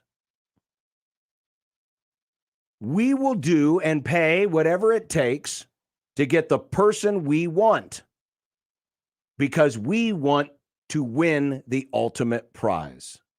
We're not satisfied shopping in the bargain bin. We're not even satisfied shopping at, Kohl's. We're shopping at Neiman Marcus. We're going for the top. That's what USC and LSU did yesterday. And that will create ripple effects elsewhere. We already knew Alabama was thinking that in those ways. We know that Texas thinks in those ways. We know that, the Auburns of the world think in those ways. Is Nebraska going to be thinking in those ways when it comes time for them to make that kind of a move? Because what Nebraska did was go completely against the grain. Surprised a lot of folks nationally. Yeah. Surprised a lot of folks that they kept a coach who is now 14 or 15 and 29. Real quick, by the way, Marvin Scott has entered his name into the transfer portal. Parker Gabriel first reported it. All right. Not surprising. I think the answer to this question, because, I see this email from Thomas, Equitable Bank Inbox. He says, I lean towards this being the new normal. And I do too. I read a message from Adam earlier where he thinks that this is a perfect storm of these particular schools being open, these schools needing to make hires like this, and that the salaries in future seasons will be dialed back down to, quote unquote normal levels, if you will. I tend to lean though where Thomas is, but I think that there can be two things that are true. One being this is college football now, and Nebraska will still not maybe be in that neighborhood because ultimately you pay this type of money for a coach that is at least somewhat proven. Mel Tucker, I think, is going to be an exception to the rule. I don't think that type of contract will be doled out to a guy that, in Mel Tucker's case, has coached 3 seasons, 3 seasons as a head coach. One of them, by the way, in a pandemic shortened year. It was 7 games. He is 17-14 as a head coach. He's 12-7 at Michigan State. But Mel Tucker got that money, not because Michigan State was being nice, but because other jobs had opened up, and they needed to make sure that he didn't end up at one of those other jobs. LSU and USC, they paid that type of money because they needed proven big names, and they got those. They got those in Brian Kelly, and they got those in Lincoln Riley. I don't think, though, that Nebraska will be fishing in those waters because they've never fished in those waters, and when they move on from Frost, it's not an if. At some point, there will be a different head coach. Whenever that happens, my guess is it's a program that is in the midst of, sub 500 bowlless seasons.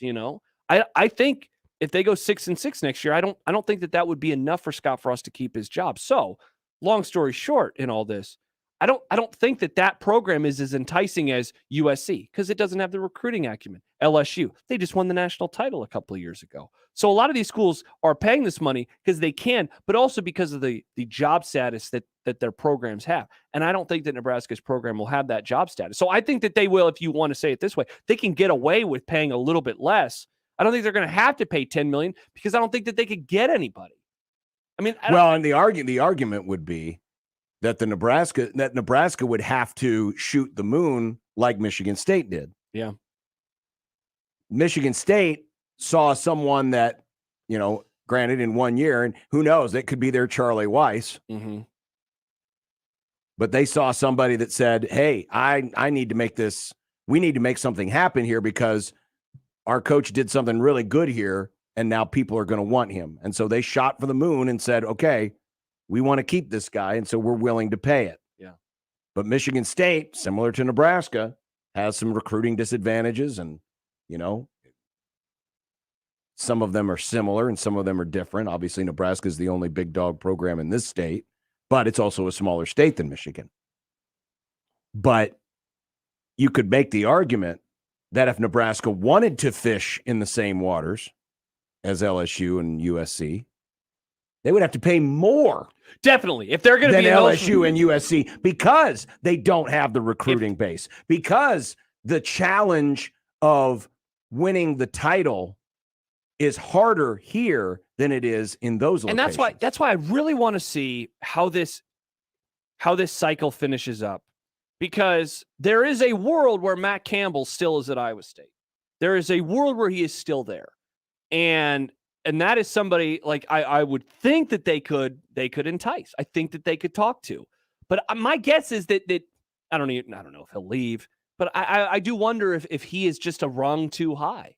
Like a Lance Leipold. I know I mentioned him, and we got an email from our favorite Kansas fan, Mina. Hey, hands off Lance Leipold. How fair is it for KU to go through hell and back looking for a coach, finally getting a good one, and then dysfunctional Nebraska swoops in and nabs him? We got a good coach, while Frost will be lucky to get a job in the WAC. Lie in the bed you have made, Nebraska, and leave the Jayhawks alone.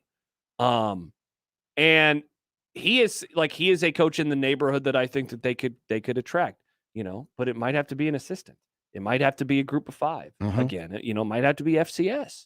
And does that automatically, and I know, we've had this conversation many times. Historically, yes, Nebraska is a blue blood. It's one of the top 10 winningest programs of all time. It's still a name that measures. They can still get decent TV ratings even with a bad team. But in the sense of competing for a championship, today, blue blood, they have fallen way behind. Yeah. Does this week push them even further behind? Probably, because now you're creating these levels of, all right, here's the coaches.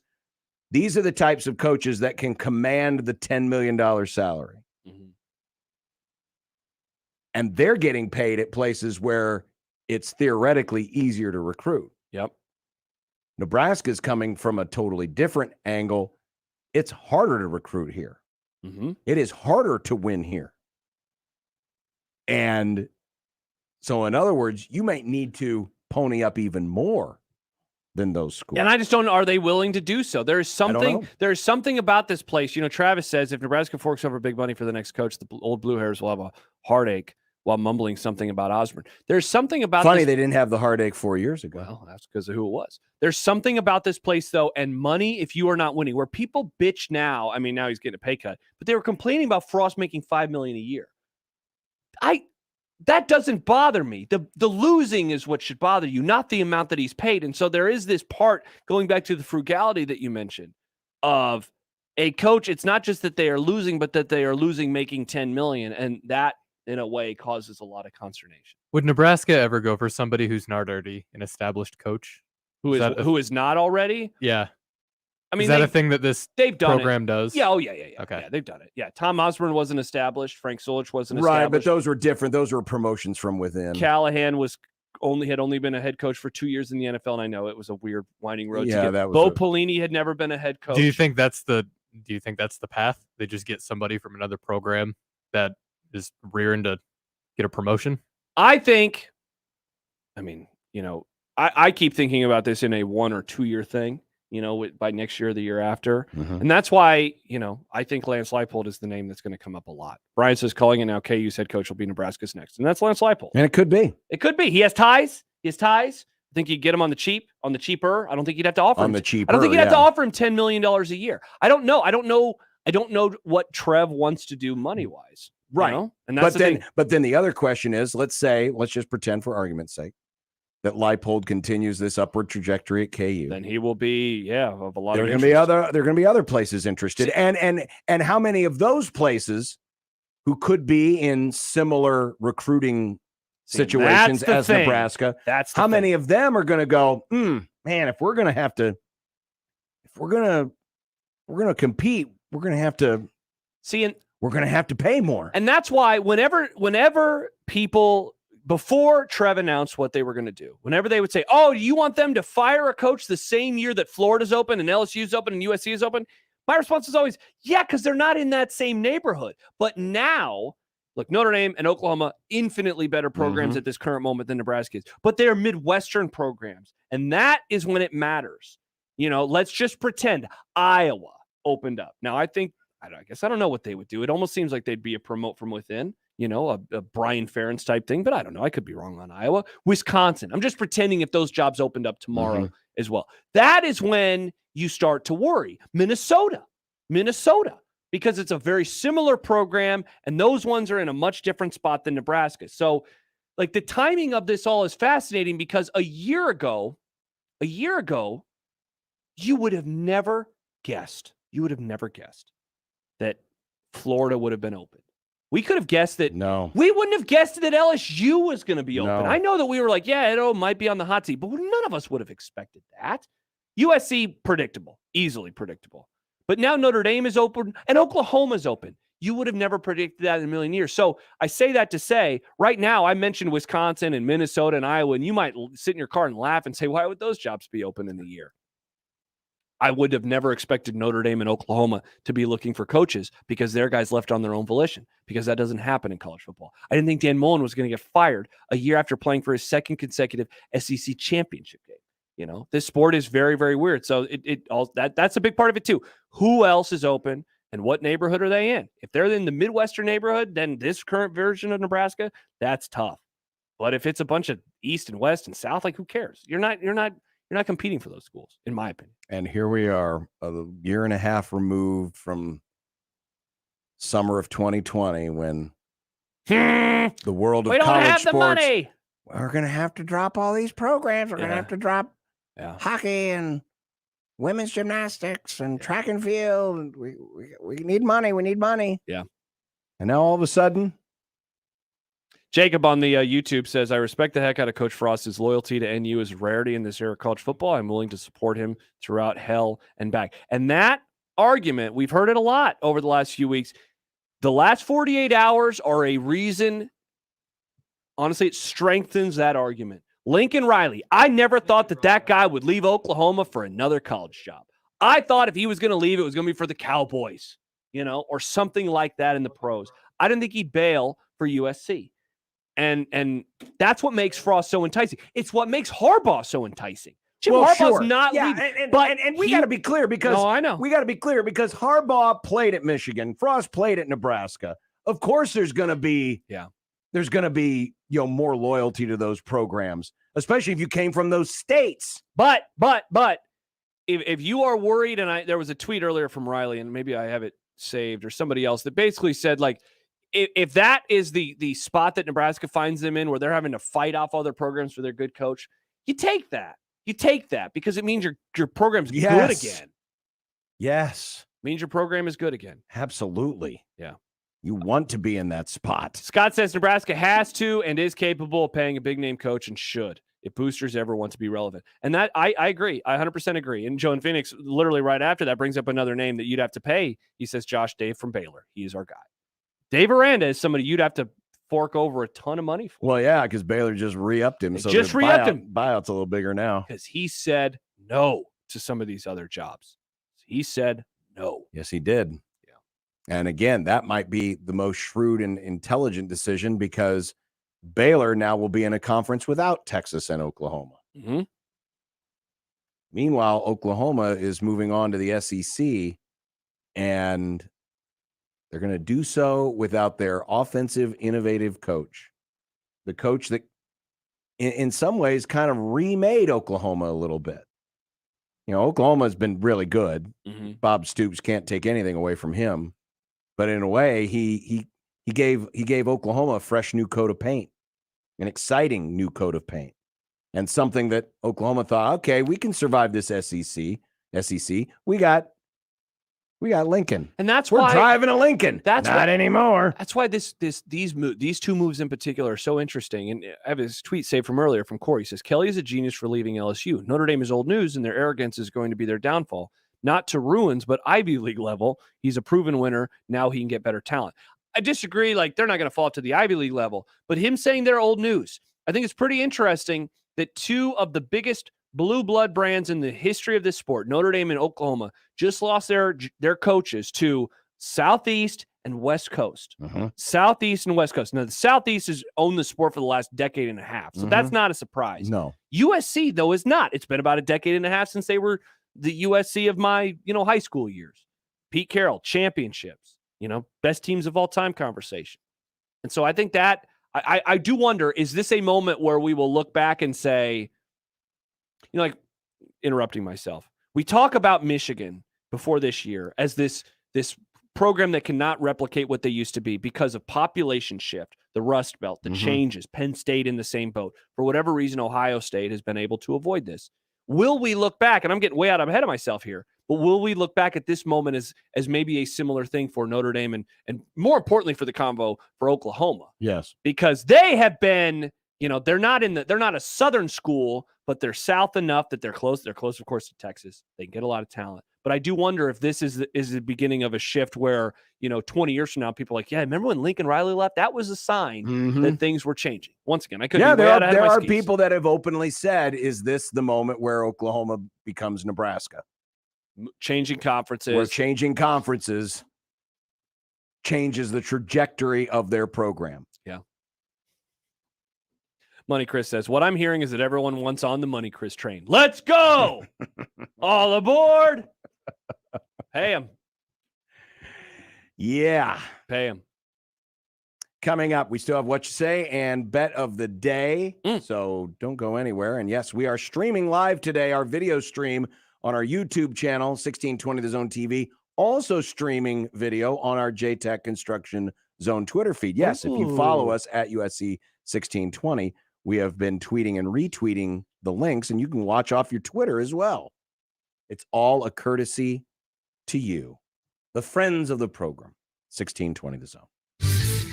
Your Omaha area forecast from the Godfather's Pizza Weather Center and KETV News Watch 7 on 1620 The Zone. Partly to mostly cloudy tonight, low temperature near 40. Partly to mostly sunny Wednesday with a high temperature in the mid and upper 60s. And with some sunshine Thursday, a high near 70. I am Chief Meteorologist Bill Ranby from KETV News Watch 7. 1620 The Zone's Unsportsmanlike Conduct, brought to you by a great friend of the program, Union Bank and Trust. 1620 The Zone Traffic. From the Burton AC Heating, Plumbing, and More Time-Saving Traffic Center. Looks like that road work still causing delays on Dodge for both directions between 81st and 84th. Otherwise, getting reports of delays on West Center Road around 156th, delays on L Street for both directions around 90th, and a little bit of slow going if you're west on 370 just before I-80. I'm Mike Neville. This time-saving traffic is brought to you by Langfeld Overhead Doors. LiftMaster is the #1 professionally installed garage door opener, and Langfeld Overhead Doors is who folks turn to for their garage door openers. LiftMaster has patented MyQ technology that's so smart, it alerts you when you forgot to close your garage door. Click LangfeldDoorsNE.com. Now, you don't get to play as much as the offense and defense, but it must be cool to be called special teams. It just sounds good. What team are you on? The special team. That's tight, right? Oh, if you're a fan of special teams, you can just bet on those. My sportsbook app has prop bets, so have at it, people. It's a special app, people. Must be 21. Gambling problem? Call 1-800-BETS-OFF. The Zone's hydration station is social in Elkhorn at 192nd and Pacific, Omaha's newest and best football party with easy-to-drink specialty cocktails, mimosa towers, and 192-ounce mules. Come experience social, 192nd and Pacific, hydrating the Zone in Omaha this football season. By texting 64,000, you agree to receive recurring automated marketing messages from Warby Parker. Message and data rates may apply. No purchase required. Terms apply. Available at warbyparker.com/terms. Have you ever wondered why eyeglasses cost so much? Glasses have been around 700 years. Isn't technology supposed to get less expensive over time? Well, there's a simple explanation. For decades, the eyewear industry has been dominated by a single company that's kept prices artificially high while reaping huge profits. Yikes. Warby Parker was created to change that. They design and produce their own eyewear and then sell it directly to you for a fraction of the price. Warby Parker's high-quality glasses start at just $95, including your prescription. And if you need an updated prescription, they've got a few easy ways to help you get one. Text FRAMES to 64,000 to try 5 pairs of frames for free. They'll ship them to you to try out for 5 days. If you find a style you like, they'll send you a fresh pair with your prescription. Easy. Text FRAMES to 64,000 to pick your 5 frames to try on at home for free. Text FRAMES to 64,000 to get started for free. That's FRAMES to 64,000. At Union Bank, people don't have your money. Your money has people. First home people, investment people, people who answer the phone and your chats, dream car people, dream retirement people, driving your dream car in your dream retirement people, small business people, credit card people, and all the other people you need. At Union Bank, our people help you do more than you dreamed possible. So stop in and say hello. We can't wait to see you. Union Bank and Trust. Member FDIC. Enjoy the holidays with crisp, clear vision you deserve from Kugler Vision at kuglervision.com. This is Unsportsmanlike Conduct. I'm a Big Red fan, man, so go Big Red. The 1620. The Zone. Zachary says on the JTech Instruction Zone Twitter feed, think if you told people at the start of the season that before December, Lincoln Riley would leave for another college job and Rattler would be in the transfer portal. Heisman front runner, team I picked to win the national championship. Wow, pretty crazy. Things have changed rather dramatically. Rather dramatically since the beginning of the year. Yeah, they really have. Of course, if you would have told me that Nebraska was still employing a coach that went 3-9, I would have also been surprised. Yeah. So there's a lot of weird things. It's not just around here. So there's a good column every week that I like to read on the Athletic. It's called the Bubble Screen. It's by John Walters, and it's basically just a recap of college football in the media, college football on TV, college football on Twitter, and reactions. And there were a lot of interesting nuggets this week, and I thought this one was rather interesting. But it's addressing the transfer portal. And by the way, if you missed it, Marvin Scott, Nebraska backup running back, along with Sevion Morrison, have now entered the transfer portal. Morrison, of course, entered it a couple of weeks ago. Now Marvin Scott has entered the transfer portal. And Walters writes, how come ESPN and Fox are so restrained in their coverage of the portal? Why not devote a segment to a top 10 list of transfer portal luminaries? If both Big Noon Kickoff and College Game Day have no qualms about discussing how high a junior might go in next spring's NFL draft when he has yet to declare that he's leaving, then why not openly discuss transfer portal possibilities? And if at any point during this paragraph the name Spencer Rattler popped into your head, we're thinking similarly. Yeah. Is it any more disrespectful to suggest that a player might bounce from his school and where he'd be best off than it is to wonder what new sidelines coaches like Matt Campbell or Luke Fickell might be striding? Either the pregame shows have situational modesty or they have yet to appreciate what a Wild West the transfer portal is on the cusp of becoming. It's a great question. I hadn't thought of that. And part of that is I don't watch those shows. But it's like it's we the talk free about market. It. We talk about it agents all the time, and you and I talk about the transfer portal all the time. We don't shy away from that type of stuff. No, I'm guessing that a part of it is like kind of the feigning modesty and an old school idea of what you should and shouldn't cover as a network. I mean, can you imagine what coaches like Nick Saban, how they would react? Because these are the coaches that go on those shows. Mm-hmm. How they would react if every week the panel on game day we're talking about, hey, so-and-so just got replaced at quarterback at Clemson. He's a former 5-star. Yeah. Where do you think he ends up next year? I think that's a fair conversation to have. It's a fair conversation to have. Could you imagine how these coaches, who many of them, they've accepted the portal in the sense that they're willing to go into it. They still haven't accepted the portal from the standpoint of it could cost me my players. So you're saying if the network talked about it before it happened or after it happened? This is before it happened. Well, so like if this is speculating, like we speculate about, hey, Chris Bryant's a free agent next year. Yeah. Which team do you think he ends up going to? You're probably right. They'd lose their mind, but Of course they would. But it's like, who cares? You know, we do that with free agency in the NFL and NBA. I know. We do it with the free agency with the coaches. So what's the difference? I don't There understand the difference. There really isn't. The only difference is this is still a very new concept. Yeah. It's still a very new concept, but it's a great question. Yeah. Because quite frankly, you're going to have more programs who are going to be trying the Mel Tucker method of rebuilding through the portal. And if there are, and you know, there's only so many spots, every team generally recruits about 20 to 25 guys a year.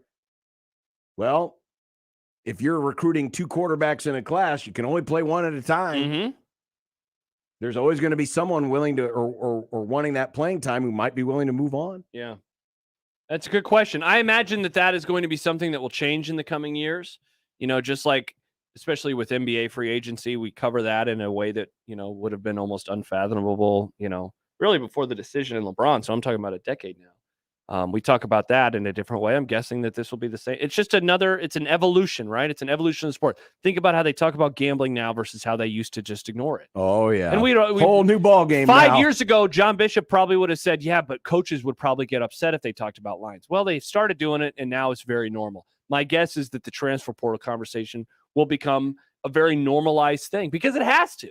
It's too important of a discussion not to be, you know, and it's less. Like one of the things that I've kind of gotten annoyed by is like the portal didn't exist when, you know, Tom Osborne was the coach. Yeah, the portal didn't, but guys still transferred. The biggest difference between 1995 and now with transfers is you don't have to sit out a year. That's the biggest difference. That's the biggest difference. And so Spencer Rattler getting into the transfer portal, transferring like a player in 1995, why that's a big deal is because he can play next year. You know, just like anybody else that transfers is able to play next year. Not to toot your own horn, but Brad says John's scholarship contract idea makes more and more sense all the time. It ain't happening. It should, though. Be a great idea. Ain't happening. Who created the portal? Is that an NCAA thing or? Yes. Yes. Okay.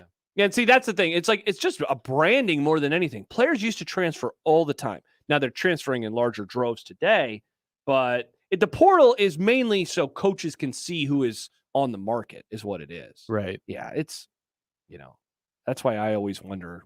For coaches hated by coaches. Yeah, exactly. Exactly. Nick, great point. Coaches lament it, and yet you have to use it. You know, you have to use it. Speaking of the portal, a player that may or may not be in the portal, Adrian Martinez. Wanted to read this email from Douglas titled, "Why Martinez Will Be Back. After surgery and recovery of 4 to 5 months, it'll be too late to prepare and enter the NFL draft. Going to a new school, learning a new system, a new culture, new coaching, new teammates for 1 year is very difficult.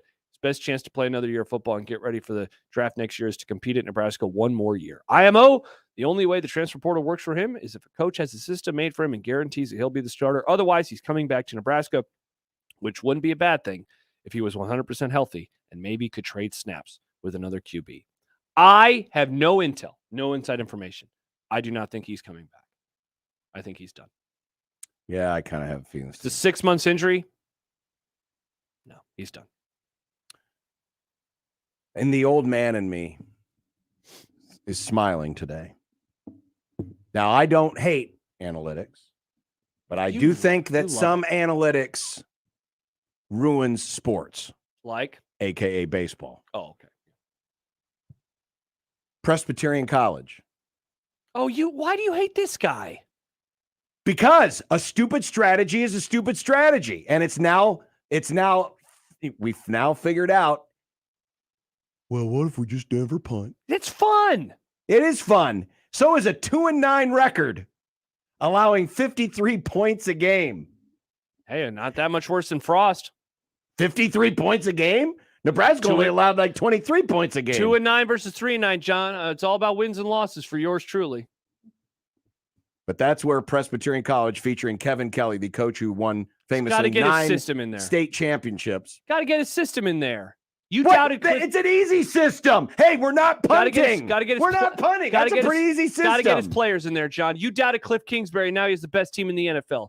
This guy, give him time. Pump the brakes on that. Do they not have the best record in the NFL? That and 50 cents won't even buy you a soda out of our machine. It Well, takes yeah, because 75. it's 75 cents Exactly. now. Sad. Oh, and then one final thing. This was the first time ever Florida State, Nebraska, Texas, and USC all finished with losing records in the same season. Wow. First time in the history of college football. Been around for over 150 years. that 152 those four seasons, folks. Schools. Wow. One of the suggestions that was made in the bubble screen column was having a mini tournament between just those four and putting it on ESPN. Basically, a blue blood losers tournament. What? Like that's what he wants. Yes. Oh, okay. Because it would still draw better ratings than most of the bowl games do. Yeah, it definitely It would. I'd watch. I It'd would. be way better than Bulls. That's why they're expanding the playoff. We're That going to is get all true. these matchups in a 12-team playoff. That's true. Yeah. That is true. All right, when we continue, it is time for What You Say on 1620 The Zone. But first, next weekend, not this weekend, next weekend, Stuff the Truck, 1620 The Zone in Westwood Plaza. On Friday, we're going to be out at the Westwood Plaza in the parking lot from 3 to 6. And then next Saturday, the 11th, noon to 6. And we're collecting new unwrapped toys to help kids in our community have a gift on Christmas morning. More details can be found at 1620thezone.com. 1620 The Zone is easy to hear anywhere. On air, online, and on social media. Wherever you are, we are. 1620 The Zone. At Union Bank, people don't have your money. Your money has people. First home people, investment people, people who answer the phone and your chats, dream car people, dream retirement people, driving your dream car in your dream retirement people, small business people, credit card people, and all the other people you need. At Union Bank, our people help you do more than you dreamed possible. So stop in and say hello.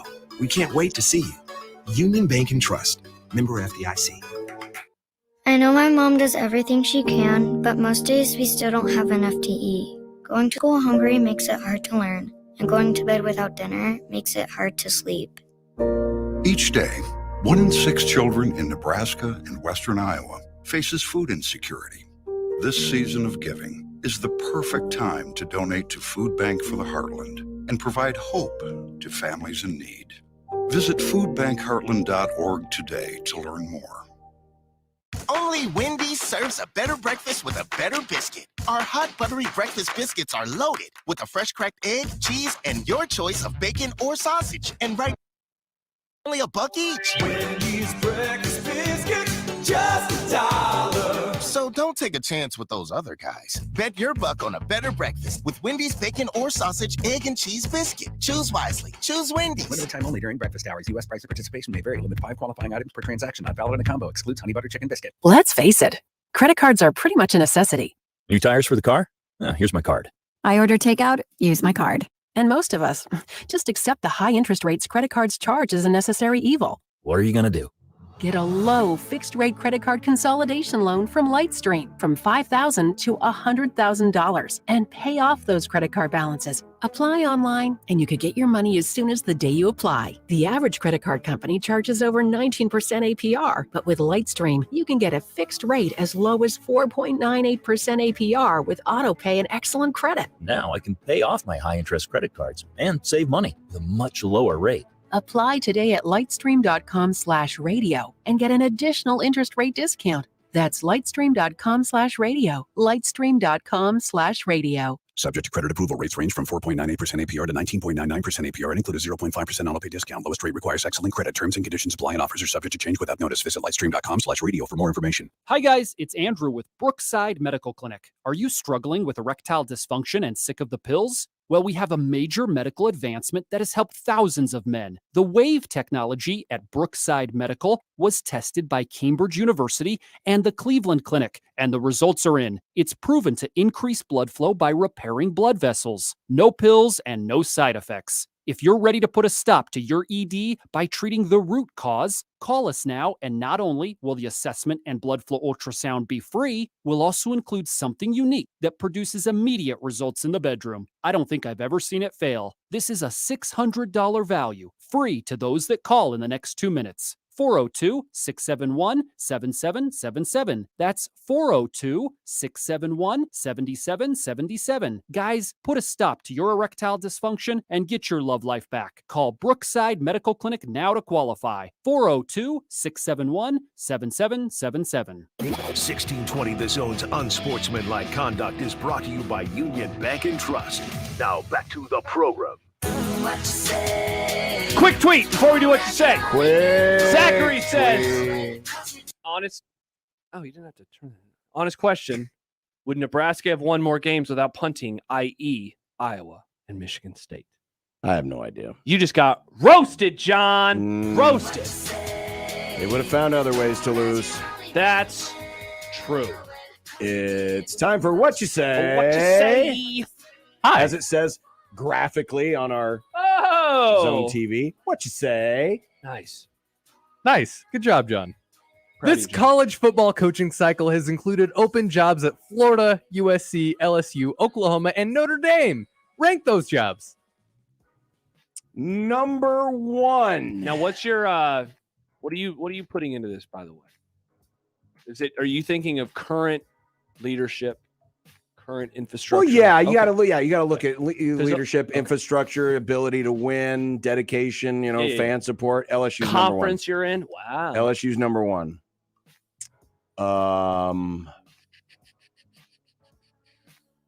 Boy, it's tough, man. Notre Dame's last. USC is number 2. USC is my number 1. Oklahoma's 3, Florida's 4, Notre Dame's 5. Man, Oklahoma has such good leadership, but I just think they do have good going to leadership. get really hard for them. It is going to get hard for them, but they still have a good recruiting base. They still get into Texas. I mean, it's still. I'm going to go USC, LSU, Florida, Oklahoma, Notre Dame. Listen, I understand some of the concerns because Oklahoma is moving to the SEC, but too many people are shoveling dirt on the Sooners right now. Including you. You said they're going to be Nebraska. I didn't say that. I said that's what other people are saying. Many are saying. That's not what I'm saying. Many people are saying. One of those jobs I just mentioned was Notre Dame. In his goodbye text to his players, Brian Kelly said, "My love is limitless." He doesn't. That's my Brian Kelly voice. Oh, okay. Given he just left said players, doesn't his love, in fact, have some kind of limit? I think it does. There's a ceiling on the amount of love that he has. By the way, so he called a meeting this morning for 7 a.m. Which at made me 7 laugh. a.m. 7 a.m. Come on, bro. Don't Well, that's do because that. he had to get to the airport, get on the plane. I Probably know. had to stop be and get a considerate, Starbucks. Josh. Let Think me about him. finish. No, He had to I'm go- not going he had to to think go about find him. a new visor because he's one of those visor boys that can't wear a real He had hat. already Just to wear it backwards. He had already. where's my LSU visor? He had already texted them that he was leaving, so the players knew. He didn't even have no meeting. The meeting lasted 2 minutes. That's only like 8 Rick Pitino's. No, he should have just said, "Later, bros.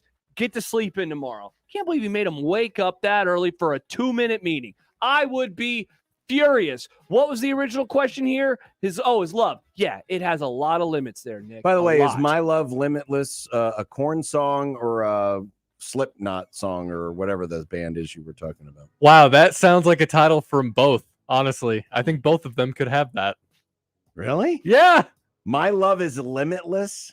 Something like that, yeah. Really? Yeah, I could see it. For a metal band? Yeah. Yeah. Okay. All right.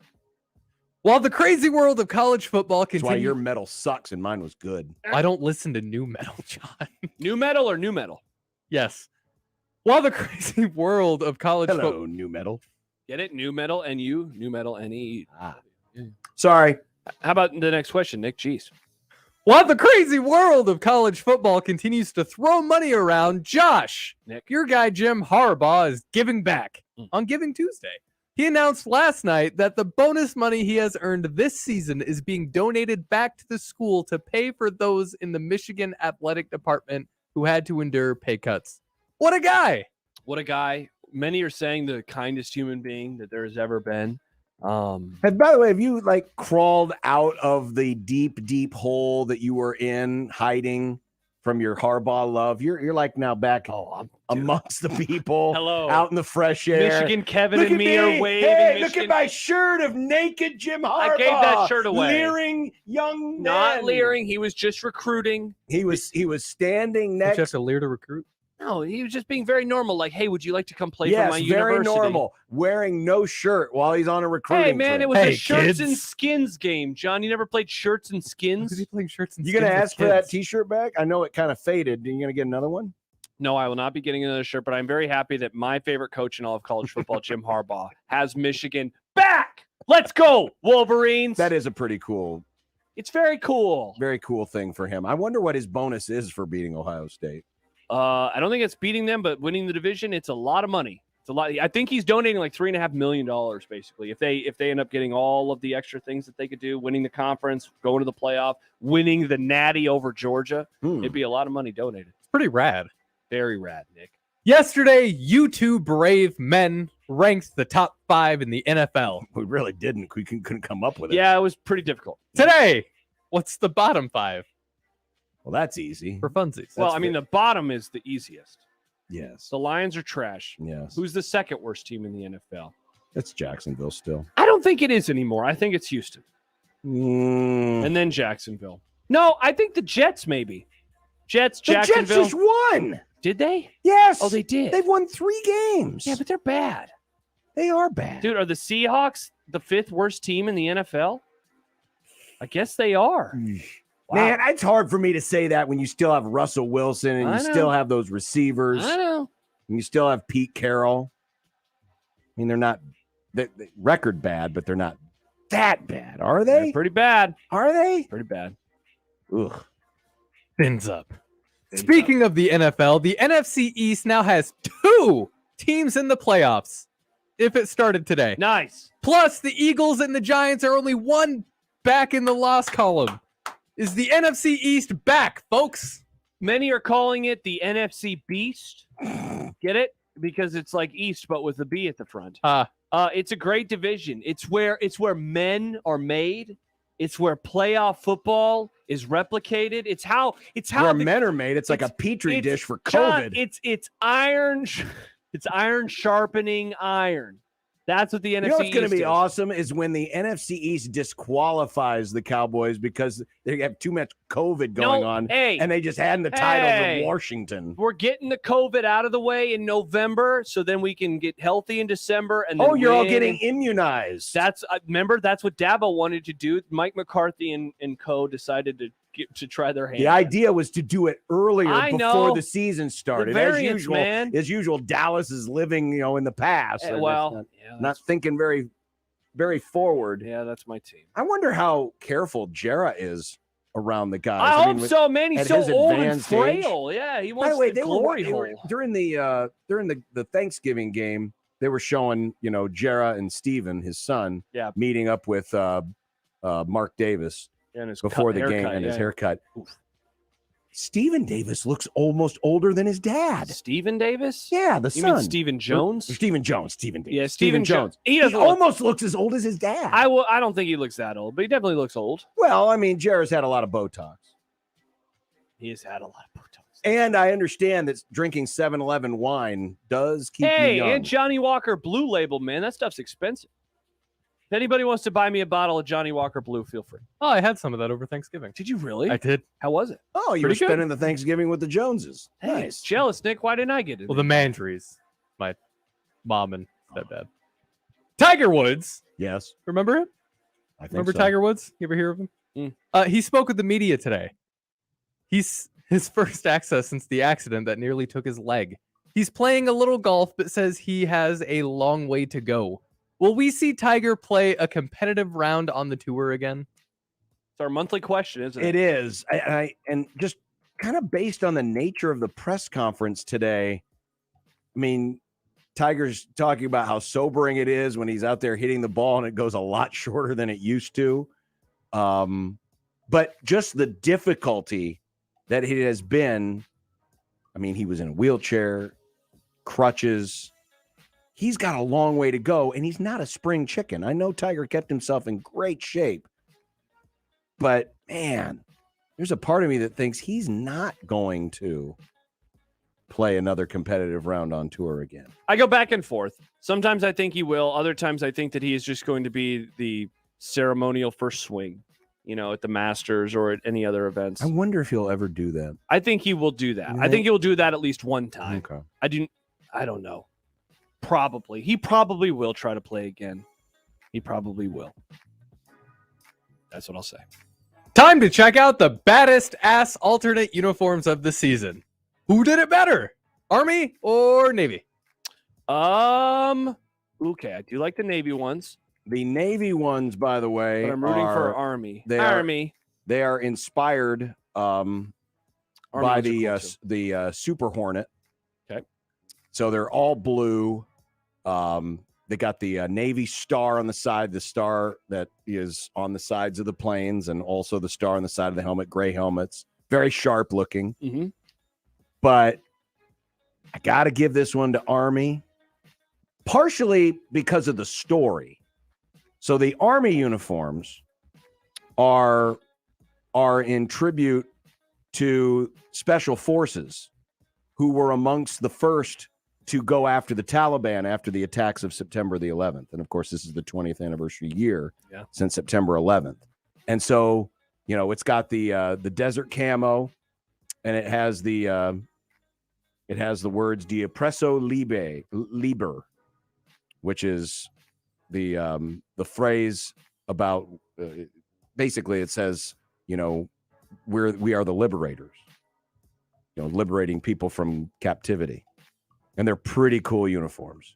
I love it when these two teams do this. Look at you being an old that likes alternate uniforms.